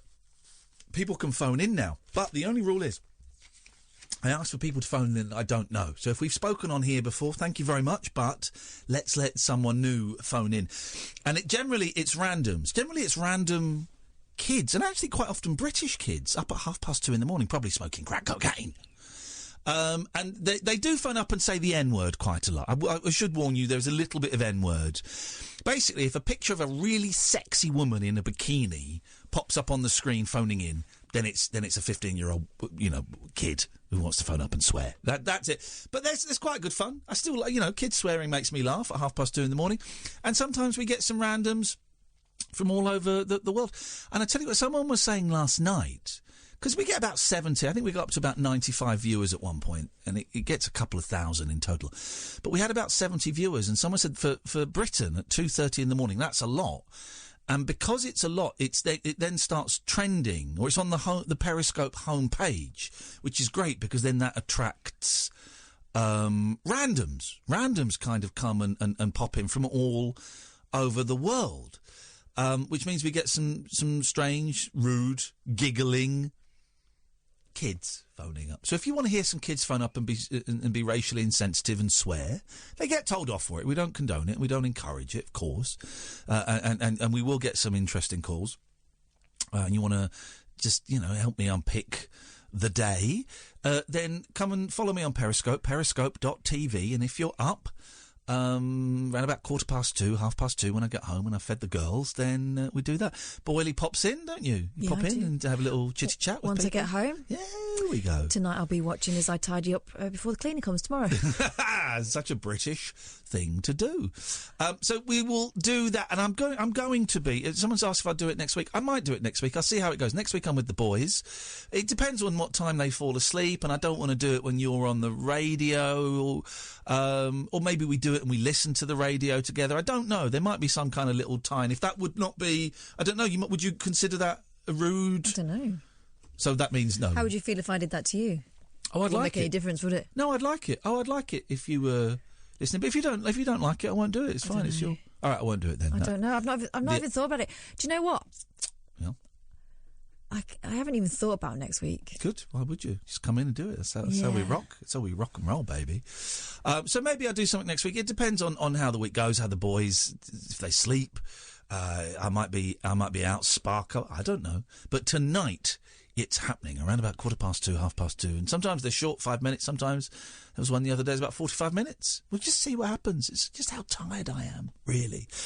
In the meantime, we're here until Catherine and I are here until 1 o'clock. When Paul Ross comes in and takes you through the night. So if you would like to give us a call, 0344 499 1000. 0344 499 1000. Free for most of you, cost you pennies at most. You'll speak to Sam on the phones. He will take your name and number. We'll give you a call straight back. Doesn't even want to know what you want to talk about. It's not one of those phone-in shows where you kind of have to do an audition and go through what you want to say. We like to keep it as spontaneous as we can. There's no set questions. We're just sat here talking rubbish, and you can chip in any time you want. Let's see what Kevin's got for us. Good evening, Kevin. All right, Ian. All right, Kevin. I haven't spoke to you for a while, and I've been working a bit day. Okay. And, yeah. What was that? I don't know. Okay. Backdraft. Backdraft. Was it Backdraft? Okay. Terrible film. Have you seen Backdraft? Yeah. Not my ass or not. No, me. Oh, okay. Okay. Well, that's, as long as we know it wasn't your ass. That's that. We can strike your ass off of the list of suspects. Kittens are. Sorry. I was only phoning up to see how the kittens are. The kittens are doing very well. They're about 9 months old. I don't know what age you stopped calling cats kittens, but they are fine. They are friendly. They are loving. They're completely changed. My cat's upstairs in an igloo. What? Not an ice one, surely. Igloo bed. Oh, those things, yeah. The old one sleeps in a bed now, and she hadn't for years, but she does now. And the girls, the young ones, don't sleep in a bed. They sleep on my bed, they sleep on top of each other, they sleep on the windowsill, but they will not sleep in the expensive bed that I bought them. Yeah. Yeah. That's what you want, Ian. Sorry? No, that's what you want. Want to sleep on it. Well, I won't have man sleep on my bed because the motor getting backdraft again. Yeah, the farting again. Oh, steady. You had a little drink tonight, Kev? I have now, yeah. Yeah, I can tell, buddy. I can smell it from here. I'm getting a contact high. I'm getting tipsy on your fumes. I don't take drugs or nothing anymore. No. I did years ago. Okay, well, I used to take drugs years ago. Yeah. You sound a little bit worse for wear, Kev. What's going on? I'm all right. Okay. All right. How's it good? I'm all right. Okay. I finished work at 7 tonight. And I work at a biscuit factory. I'm not going to say the name. All right. You know the company if I told you. Is it Nabisco? What? I'm guessing it's not Nabisco. No. Okay. Is it... Well, you can say the name if you want. Say J. Say J? Yeah. I'm literally just making a noise. Say J. Begins with J. Begins with G-A. Garibaldi? No. J. J. J? Jacobs. Yeah. Well, they're cream crackers. Yeah, that's where That's not biscuit. It's not biscuits. Yeah, you do all kinds. Here we go. Hang on a minute. Jacobs? God, you must be tired. Jacobs cream crackers. Cream crackers. Knackered. That is a legitimate gag, and you are mocking my people, the Cockneys, by not laughing at that. Well, Kevin, listen. Put the bottle down. Go to bed. Go and say goodnight to your cat, and get a good night's kip. Yeah, will do. Good lad. Ian. Yes, good lad, Kevin. All right, we'll speak again soon, mate. Take care. Yes, thank you very much. Thank you. Thank you very much. Thank you very much. What was that voice at the end? Thank you very much. That was the voice of booze. That was the voice of booze. Bless him. Thursday night. I never really got drinking because drinking would make me very confused. Drugs would make me kind of focused, in inverted commas, but drinking would just be... And I'd say the thing I didn't like about drinking was the spinning. The spinning. Everything spins. That's when you've gone too far. Everything spins. When I was stoned, when I was high, nothing span. I could focus, like razor. But when you're drunk, everything's spinning. Oh, God. It's funny the first couple of times, and then it's just awful. Awful. I do not miss booze. Let's go to Sloop John B. Oh, my God, that's quick. Yeah, we ain't got many phone calls. What do you want me to say? Fair enough. Well, listen, salutations to you both. Ian, just quickly, before I get to what I was going to ask you about, have you seen the trailer for the new Tarantino film? I'm aware that Bruce Lee is in it, but no, I've not. I've not, because there's something about it that doesn't feel right. Yeah, well, no, I was going to say what you were saying before about his films being a bit crap. This one, it looks a bit crap. His films, I think, are rubbish. And there's something about Tarantino, who is famous for his bloody, over-the-top, beautiful violence, doing a film about an actual real murder. There's something, real murder within living memory. There's something... You think it's bad taste? Maybe I'm getting old. But it don't feel right to me. Yeah, no, I can see where you're coming from, because I was watching on Netflix, The Filth, the film about Motley Crue. Oh, is that... Okay, right, yeah. Yeah, it's an awful film, but there's a bit where the singer is sort of drink driving and he ends up killing this guy. They crash and he kills him, and they sort of... It kind of seemed like they made light of it. Right. And I kind of sat there and thought, if I was a relation of this chap, I probably wouldn't find that very funny. Yeah. But speaking of funny, I wanted to ask you about this film, right? And this could kill my phone call. Yeah. With your humour, I'm pretty convinced you will have seen this film, so I'm going to hit you with it now. I'm a funny guy. The Man with Two Brains. I don't find... Here's the thing. I don't find Steve Martin films funny. I saw it years ago. I don't find Steve Martin... I don't find The Jerk funny. I don't find Dead Men Don't Wear Plaid funny. I think... and I saw this at the pictures. I thought Planes, Trains and Automobiles was awful. Wow. Yes, man. I like Steve Martin wrote a book. Bowfinger is funny. Bowfinger is hilarious, right? And Steve Martin wrote a book called Born Standing Up, which is a great book, and his TV special with Martin Short is wonderful. Everything else, I just think, is boring. You didn't like The Man with Two Brains? Nope. Oh, well. There you go. Well, that's the end of that. Listen, keep up the good work. I'm going to be coming to the rabbit hole, all right? So, which one are you coming to, Sloop? The one in London, the Bill Murray. Beautiful. We'll see. There's going to be a nice summertime gig. Left to it. Sorry? Are there any more tickets? There's a few. We've not really mentioned that, but there's half the tickets are still there. All right, because some of my family want to come, so I'll let them know. Bring them, brother. We will see you there. Thank you very much indeed. What do you think about Steve Martin, Boyley? I used to find him very charming, and they were the sort of films I'd watch with my mum and dad when I was, 14 and younger. Like Father of the Bride and stuff, all very charming. And we used to really laugh at Dirty Rotten Scoundrels, but now when you watch it, there's a great big kind of joke about, learning difficulties that it doesn't really fly anymore. But, Bowfinger. You've not seen Bowfinger. That's got Sarah Jessica Parker in it. Or was that one it's about... It's got Eddie Murphy in it.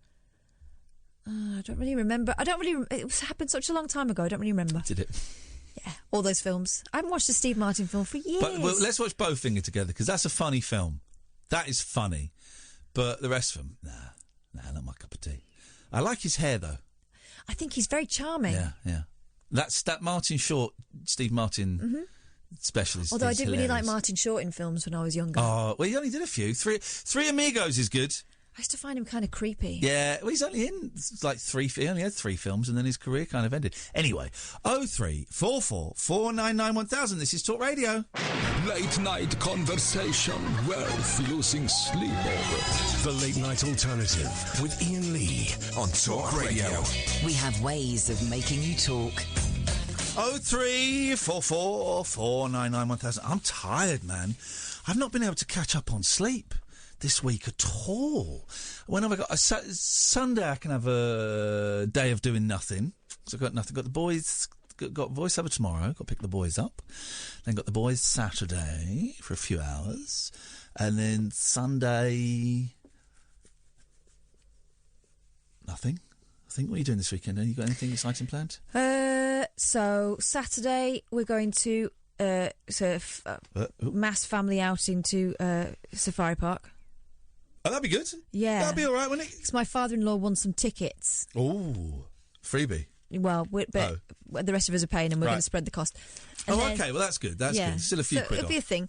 And then Sunday is Mother's Day, isn't it? So sugar. I have no idea what I'm doing. I'm hoping I'm going to do nothing. I'll send some flowers, and I might pop over for a bit. I'm slightly loath to go to the care home at the moment, but I might pop over for. Can you not go in disguise? In disguise. Maybe that's what I'll do. You should camo up. Maybe I'll pop over. I don't know. Listen to this. Woman who feels no pain. You seen this? Yes. She gave birth to her children but felt no pain and barely batted an eyelid. I would say batted, yeah. Batted an eyelid after an horrific car accident. God. Even as a child, Jo Cameron carried on as normal for 3 days without realising she had in fact broken her arm. She later took only paracetamol after undergoing what should have been excruciating surgery to remove a bone from her thumb. Astonishingly, the 71-year-old is protected from the agony suffered by the rest of us, thanks to a gene mutation which stops pain signals reaching the brain. But pain is God's way of telling you to stop. Yeah, or that something's wrong.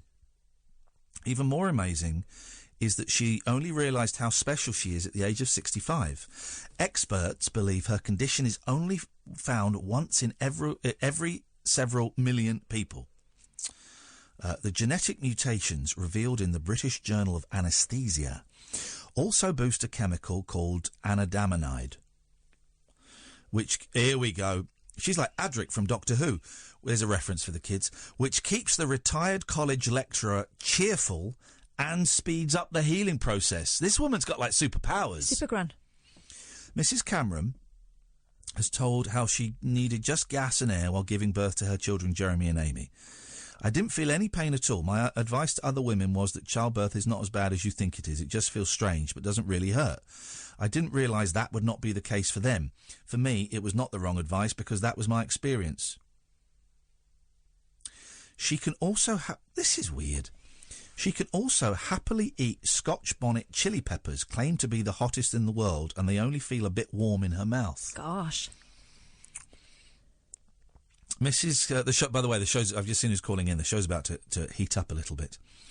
Mrs. Cameron from Whitebridge near Loch Ness is rarely anxious, even during an accident 2 years ago when her car flipped over twice and plunged into a ditch. So she doesn't get anxious. This is insane. She suffered terrible bruising but no discomfort at all. It is hoped her case will help doctors develop new treatments for people suffering chronic pain after surgery. The pensioner, who lives with 72-year-old husband Jim, said, "When I was 8, I broke my arm roller skating and didn't realise. It was 3 days later that my mother noticed it was hanging strangely. I'm forever burning myself on our oven. There we go, you see. But only notice when I smell the burning flare." Wow. I cut myself and I don't realise until I see the blood. I just feel clumsy, hardly like a superhero. She stressed, "I do understand that people are fascinated, but I've always been this way. I think there are other people like this who have just not realised it yet." Here's the thing. I suspect a lot of people who aren't normal don't realise that they're not normal. I wonder, you know those colourblind tests you do at school? Always great fun. I always wanted to fail the colourblind tests. Always wanted to. If they didn't have those tests... If you were off that day, I think they're slightly different when they do it now, but if you were off school that day or that week and you missed that test, you wouldn't know you were colourblind, would you? There might be, it might emerge later on when you were missing things that other people were seeing, for example. I suppose so. The genetic mutations make me naturally high, and I'm always in a good mood, which can be annoying for my family. The serious side of this is that I hope this could help people who do suffer terrible pain and that there could be a natural treatment for them. She needs to suckle people who are in pain.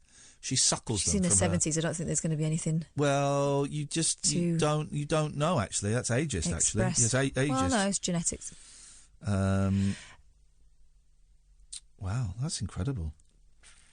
What we need to do is we need to kidnap her and get a sample of her blood and drink it. You're right, though, about the whole thing of how do you know, people cope, right? Especially if you've had something, if you have had a mutation like she has or whatever since you were a baby, how are you going to know? Because everyone develops coping mechanisms, and by the time what your life is normal. Yeah. Unless it happens at a later age, like you know, you go deaf or blind is an obvious one, or you have no sense of taste. You know, unless you've experienced normality, and I'm sorry for using the word normal, but I'm really, really tired. You know what I mean? Unless you've average. Okay. Unless you've experienced that and then lost it, you don't know. No, because you can't miss what you never had. I only got glasses when I was 17, 18, because I buggered up an exam. But then I kind of your eye test exam? No. But I think it was my mock A-levels or something. I buggered it up, and it was only after investigation they realised I needed glasses. Oh. And after that, I stopped knocking. I was always a really clumsy kid. I would knock things over. I would walk into things. There was always that going on. And I wonder how long I needed glasses for and no one noticed. Yeah. Funny old world, isn't it? Yeah. We're funny creatures, human beings. Let's What's going on? Let's get this out of the way. George. Hello. You said something last night. Yes. You upset quite a lot of people last night. Because of said playing Nigel. Yeah. Yeah, no, I recognised that was probably the wrong thing to say, so I apologise if I upset anybody, but it wasn't... it was just me, as I say, being of the mind that everyone is playing the part. Okay, that's how I interpreted it as well, but I know that some people didn't interpret that way, and they felt it was I slightly mean. Apologise All right, for that. fine, cool. Also, when I called, I was suggesting changing the name of the programme. Yeah, what was that about? The late night surgery? I didn't quite understand that. Well, it just much of your programme recently sounds like some sort of surgery, so so that came to mind. But maybe the late night alternative surgery. I don't know. Just has a ring to it. I haven't made any progress with me trying to get a story in the newspapers. No. But it isn't good. I tell you now, it will not get. I don't know what the story was, but it will not get in the papers because the papers. I haven't been in the papers for ages. They're not interested in me. I've been in a few online, news websites, but not in the papers. They're not interested in me anymore. That's worn off.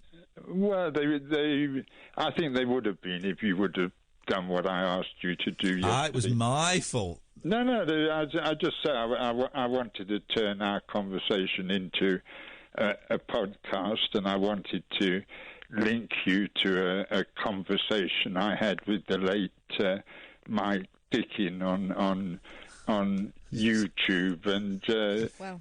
And a phone call about another phone call. Open up an investigation into how Mike Dickin died, essentially. He had a heart attack and crashed his car. That's what they say. Oh, come on, George. Come on. It was 2 days. Come on. 2 days before he was going to do a special programme on Talk Sport, in which he was going to prove that Princess Diana had been murdered. So you're saying that Mike Dickin was murdered?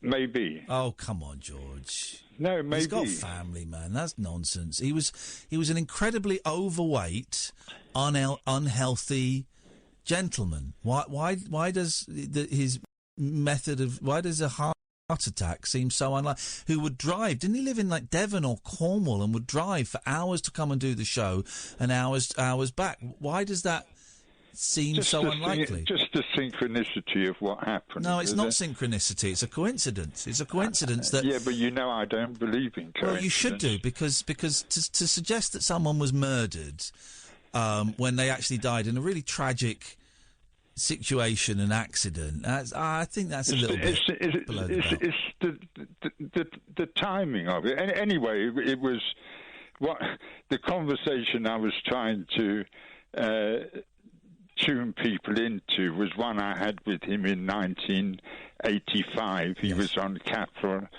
Radio at the time. Just to flag up the point that I made yesterday. all of your phone calls are about other phone calls, and this phone call is about another phone call. To a different radio station. Yeah, it's about another phone call. In 1985, it's a story, Ian. I've got all my collection of tapes. I know. Which tell my story essentially, or help to tell my story. It's just. I don't. There's only so much I can do with a phone call about other phone calls. Yeah, but it's the nature of the phone call, and it's something I was saying in 1985 that I'm still saying today, essentially, and it was a program linked to alien intelligences and flying saucers and what have you, and it's on YouTube. Yep. Into the Mystic, Rainbow George, and I have to confess, of all the calls I've got, there's only one I can think of that I've actually lied on, and this. You could see the faces of Katherine and Sam right now.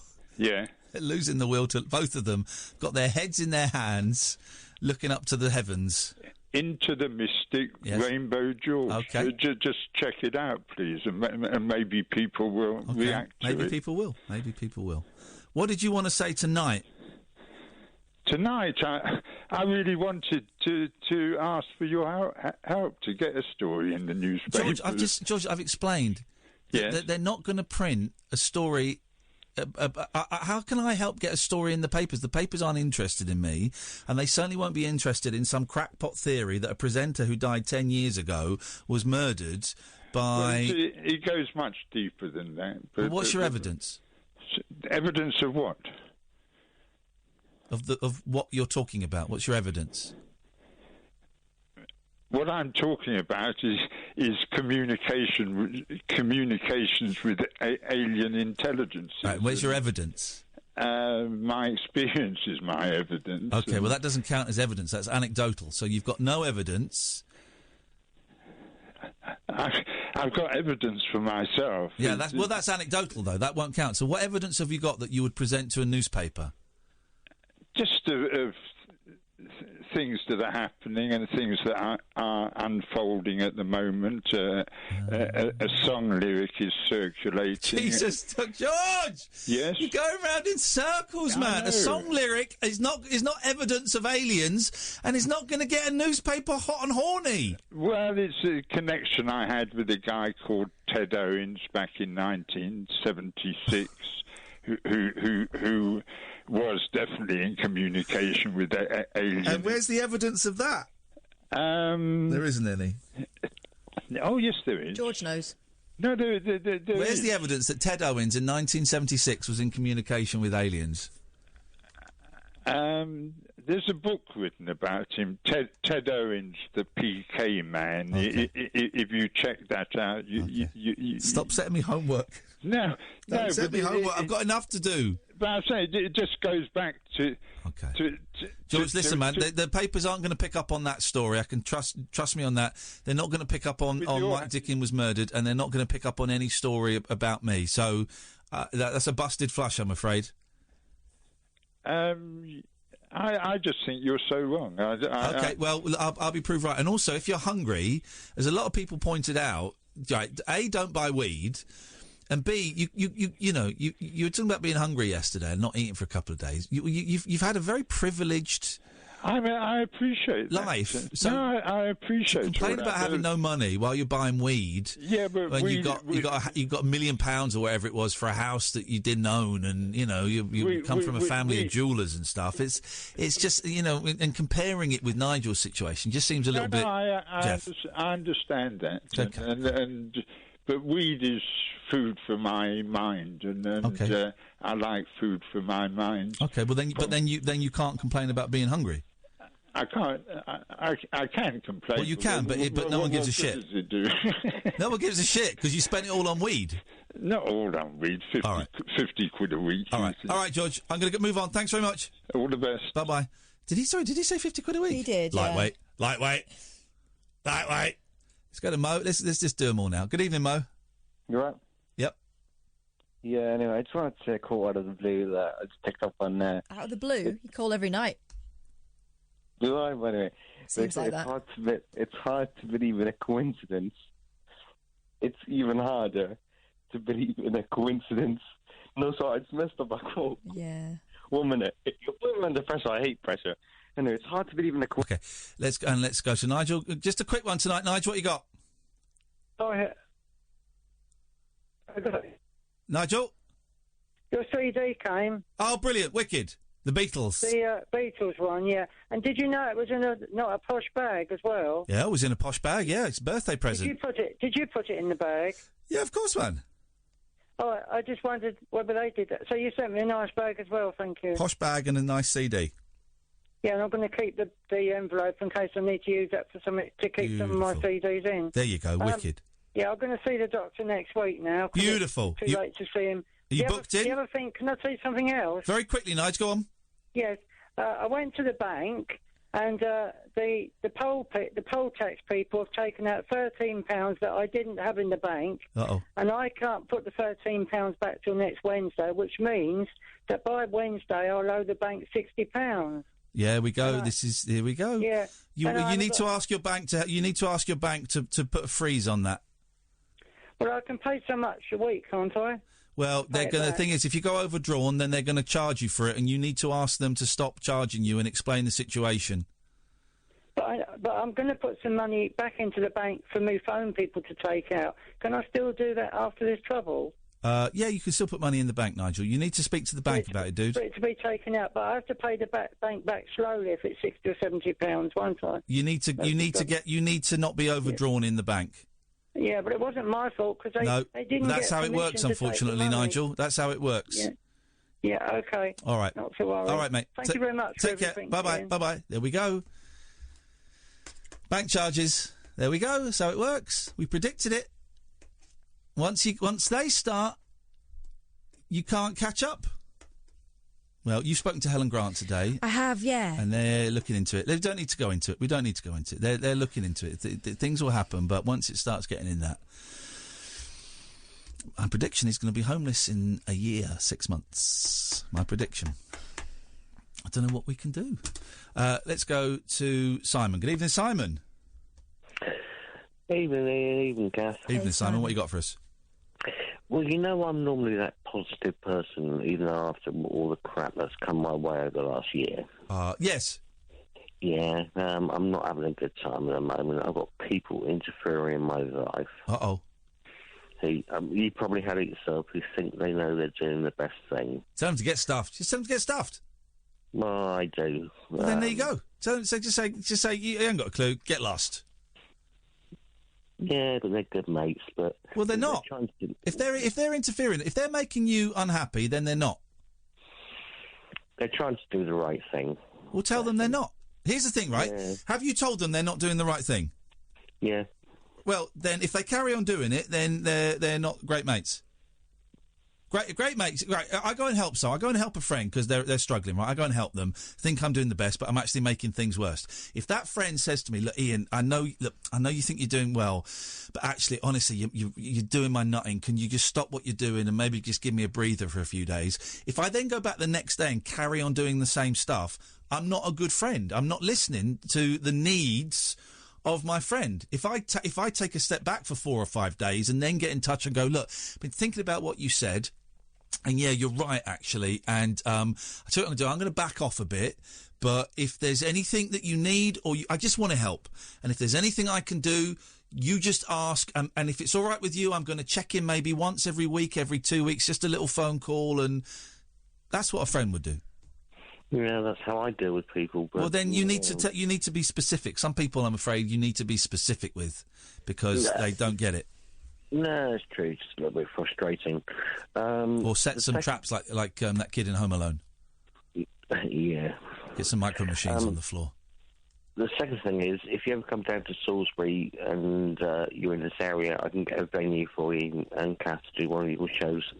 Okay. Well, okay. Thank you very much. That's an excellent offer. We shall put that in the list of kind offers that we've had, Simon. It's appreciated. Thank you, man. Yeah, no problems. Hang in there, man. You got this one. 03444991000. This is Talk Radio. The Late Night Alternative with Iain Lee on Talk Radio. We'll get you talking. We are witnessing the beginning of the end for Nigel, I think, and I don't really know, really. You know, once you start paying bank charges for being overdrawn, that's it. That's the roller coaster. Yeah. But it... Hey, Kent Social Services. Come on, guys. Come on. I mean, the time is been and gone, and it's going to get worse. Ah, man. What you gonna do? What was that? Bad boys, what you gonna do? What you gonna do when they come for you? Bad boys, was it called Bad Boys? Bad Boys. It was cops chasing criminals. Yes. Bad boys, what you gonna do? What you gonna do when they come for you? Bad boys. Bad boys. You're going to get Gloria Estefan. Is this it?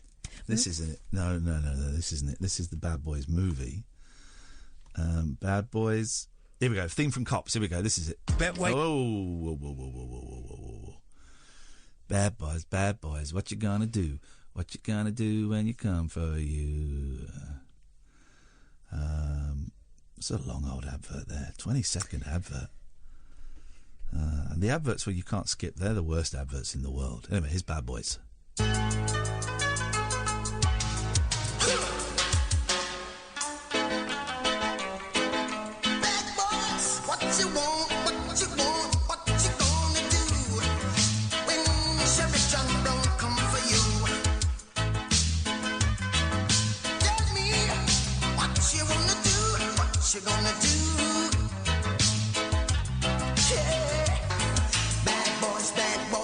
What you gonna do?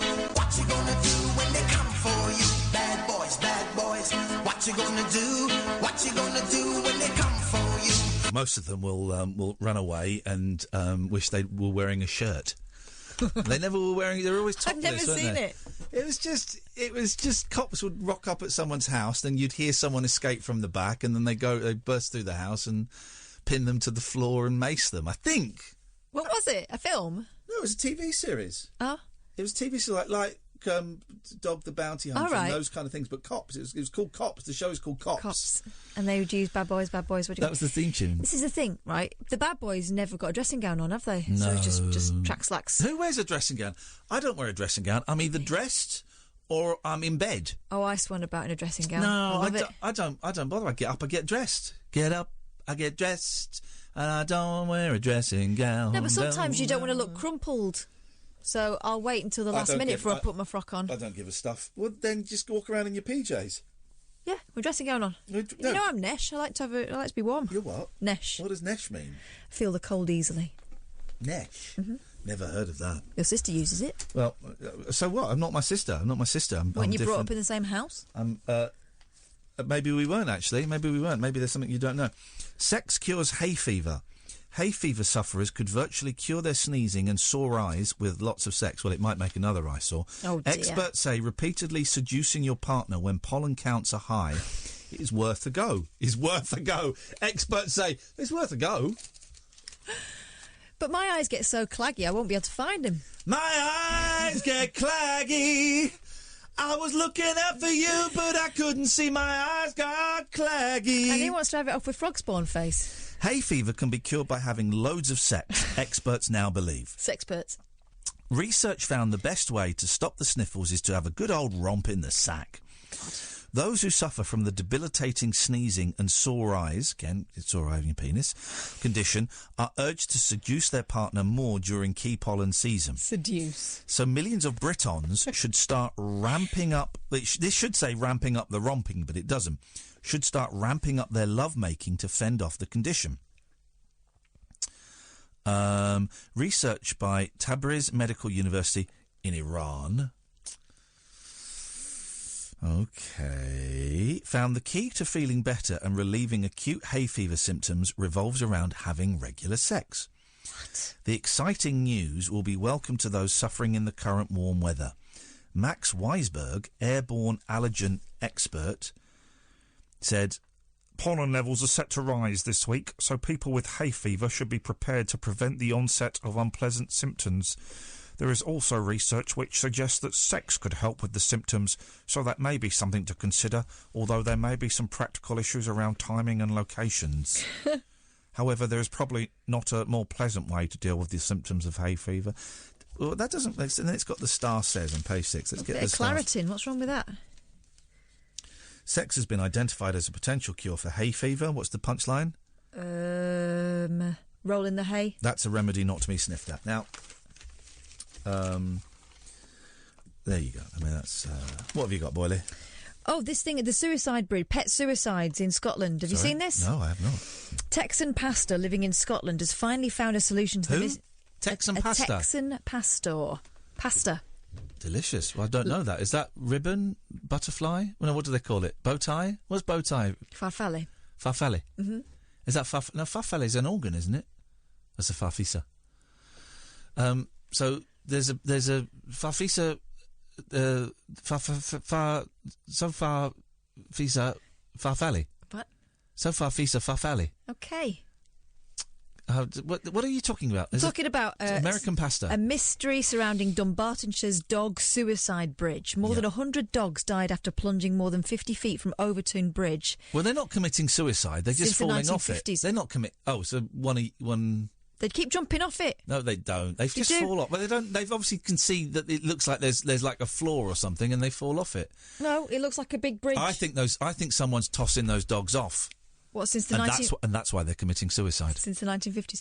Now, Pastor Bob Hill, originally from Texas but now living near the haunted bridge, has come up with a credible explanation. Speaking to the New York Times, Pastor Hill said the dogs catch the scent of mink, pine martens or some other mammal, and then they'll jump up on the wall of the bridge, and because it's tapered, they topple over. Such is the risk to dogs in the area, owners are advised to keep their pets on a lead to prevent them from jumping from the bridge into the gorge below. Why? What? Now, leash. Yeah. Lead. No, leash. Leash. Is that American leash? We don't really say leash over here. And leash is such a romantic word compared to lead. Lead. Leash.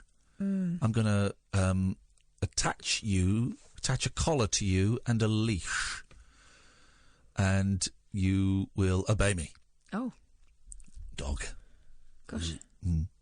Right. I'm not talking to an actual dog. It's not a sex thing. I'm talking to an actual... It's actually a really old word. It's from the Old French. OK, well, I'm going to start saying leash.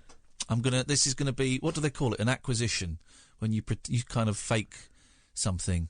You know, when you fake something. Not acquisition. When you... Affectation. No. Yeah. I'm gonna have an affectation of me saying leash. It's going to start now. About what? What for? Instead of lead. That's not an affectation, because people just go, yeah, fair enough, you're saying leash. Yeah, I'm saying leash. Why? Well, I'm affected... What, like leash it out? No, it's not replacing leave. Lead it out. Oh, yeah. Instead of... No, but only lead in term... God, is this conversation even happening? You're going to say, can you wind up this microphone leash? No.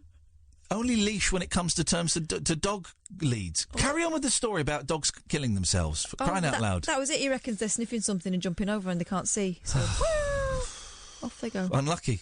Well, that's evolution. Survival of the fittest. That's Darwin at its most spectacular. That's bridge design, trumping dog design. Well, they should put a sign up. They have. It says, keep on the leash. That's where we got that whole conversation from. Someone who needs to be kept on a leash. Ladies and gentlemen, it's Mr. Paul Ross. Keep that guy on a leash. On a tight leash. That's what the kind of thing they would say on radio and TV back in the day. Hey, here's someone who needs to be kept on a tight leash. It's Paul Ross. Oh, they've got a great marketing idea there for petrol. Yeah. Rather than unleaded petrol, you could unleash your petrol. Hey, for the boy racers. Is your voice going a little bit? You get a bit of a husk? Maybe a bit, yeah. It's been a long old day today. Yeah, really. You know. No, stuff. Yeah. Stuff. Talking. Let's quickly talk to Sheila, then we're going to find out what's on your show. Sheila, no, you got bonus. Not only have you got me and Catherine, you got Paul Ross as well. Morning, Sheila. Oh, Jesus. She sounds underwhelmed. Hello, Sheila. Don't sound surprised, Sheila. You phoned us. Yes, but I thought I'd been banned. Why have you been? I've been left. What? Because you broke into someone's house. Did you hear this? I did. What happened? What happened? Hey, tell Paul that I was on Telestack. On what? Did you climb my great? With Paul Rush. Did you climb my great big glittering throbbing stack and win the golden telly? He said glittering. I didn't win. You didn't win. Oh. We had a problem with that. It was a very cheap TV show I did for UK Gold, and it had loads of clips and stuff. And we filmed it in Nottingham, Sheila. T-shirt. I love it. I love the T-shirt. But the weird thing was, as a prize, was you won a golden telly. And it's basically a little small portable they sprayed gold. Oh. But being done by one of the cheapest TV companies of all time, they sprayed the bit which took the remote control signal, so none of them works. Yeah. No. So you're better for the T-shirt, Sheila. Lovely to talk to you again, though. Oh, lovely to talk to you. Sheila, shut up. Were any charges How did it... You broke into someone's house the other day and called us from their house. No, there were no charges. Do you know what I did? I'm scared to... You didn't murder anyone, did you? Oh, no, I had a one because I was planning to take it back to my own house. Yes. So I drank that, fell asleep, and then the next day, because I know him, I know what he does. He goes off to Wendy's and has a breakfast at 8 o'clock in the morning. Who's Wendy? Is Wendy married? Is it what? It's a cafe. So he Wendy's. goes off to Wendy. Right. Oh God! Right. Yes. So I waited till then and went out, let myself out. So you fell asleep in your neighbour's house. He didn't know you were there. In his spare room. He got up and went out and had breakfast. And once he'd gone, you snuck out. And have you told him that you were in there? No. But if I did tell him, do you know what, Ian? He would absolutely be fine about it. That's fantastic, Sheila. Thank you so Which is much. why for she your call. hasn't told him. Absolutely. It's like a modern Goldilocks story, that, isn't it? Flippin' heck, man. See you at Wendy's then tomorrow, Sheila. Yes. What's on your show tonight, Paul? Something very, very old and something very, very new. They reckon that by the year 2030, and we've got a space expert on to talk about this, you'll be able to get a spaceship from London to New York in 29 minutes. Oh, okay. Partly because what you do is you go up, the Earth would spin, you'd come down, and the Earth's rotation is quicker than any speed you can travel in an airplane. There you go. Brilliant notion. And we're going to be hearing about the largest ever Tyrannosaurus Rex, now certified. They found it in Canada. It would have weighed 8.8 tonnes. Okay, and I've just paced it out. It'll be 13 metres in length from snout to tail, which is the length of our office. Yeah. And at the hip, when it was leaning forward, as they often do when they're predating on you, it would be 4.4 metres from ground to the top of its hip. That's a big old beast. Here's the thing, I only found this out about a year ago. I just say I love Kat's face when I mentioned that, like he's in the room. Oh, God. Dinosaurs, right? I knew they were big, but what were dinosaurs covered with? Oh, well, some of them had feathers, didn't they? Feathers. Dinosaurs had feathers. Well, birds are the only extant dinosaurs after that meteor of 66 million years ago. Yeah. They're the direct descendants or offshoots of dinosaurs. But they didn't have feathers in Jurassic Park. No, and they weren't all khaki either. No, I know. This is I feel we've been kind of sold a pup. Well, because people thought of them as lizards. Well, also in my day, when you got toy dinosaurs, they were always grey or green. Yeah, exactly. They didn't do the purple ones or the kind of orange lemony ones or whatever. I'm very suspicious. When you think the colours, though, that parrots are and cockatiels and stuff in the wild, of course, dinosaurs must have been like Succadelia writ large, wasn't it, back in the day? Yeah. I don't know. I just think everything I've learnt at the Natural History Museum... when I found out that the dinosaur bones in the entrance of the Natural History Museum, they're not dinosaur bones. It's like a plaster cast of it. It's fake. Yeah. You think... Well, what's the whole point was it was a real one. What's the point of that? My whole life I've been going, well, and then... And bang all those great gags when dogs would seize a brontosaurus bone and run out. The whole thing they wouldn't do it. But it took me about 40 years... I got to about 40 years old when I went there with my kids and actually read the plaque and went, oh, hang on, this isn't even real.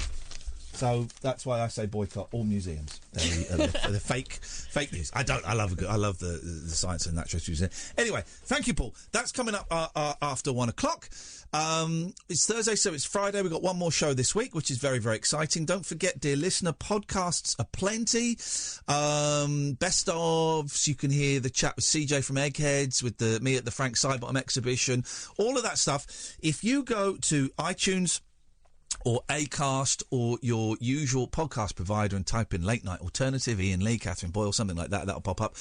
Remind me to bring in that memory. I'm going to give you the memory card when we get to the boot of my car, so you can put a rabbit hole up tomorrow. I mean, to everyone else, that sounds very weird. You travel home in the boot of the car? Yes. That's spoiling that woman. That's how it works. We will be back tonight at 10. Stay tuned. No coming up after 1. It's Paul Ross. This is Talk Radio. Talk Radio. Listen, phone, talk. Talk Radio. We'll get you talking.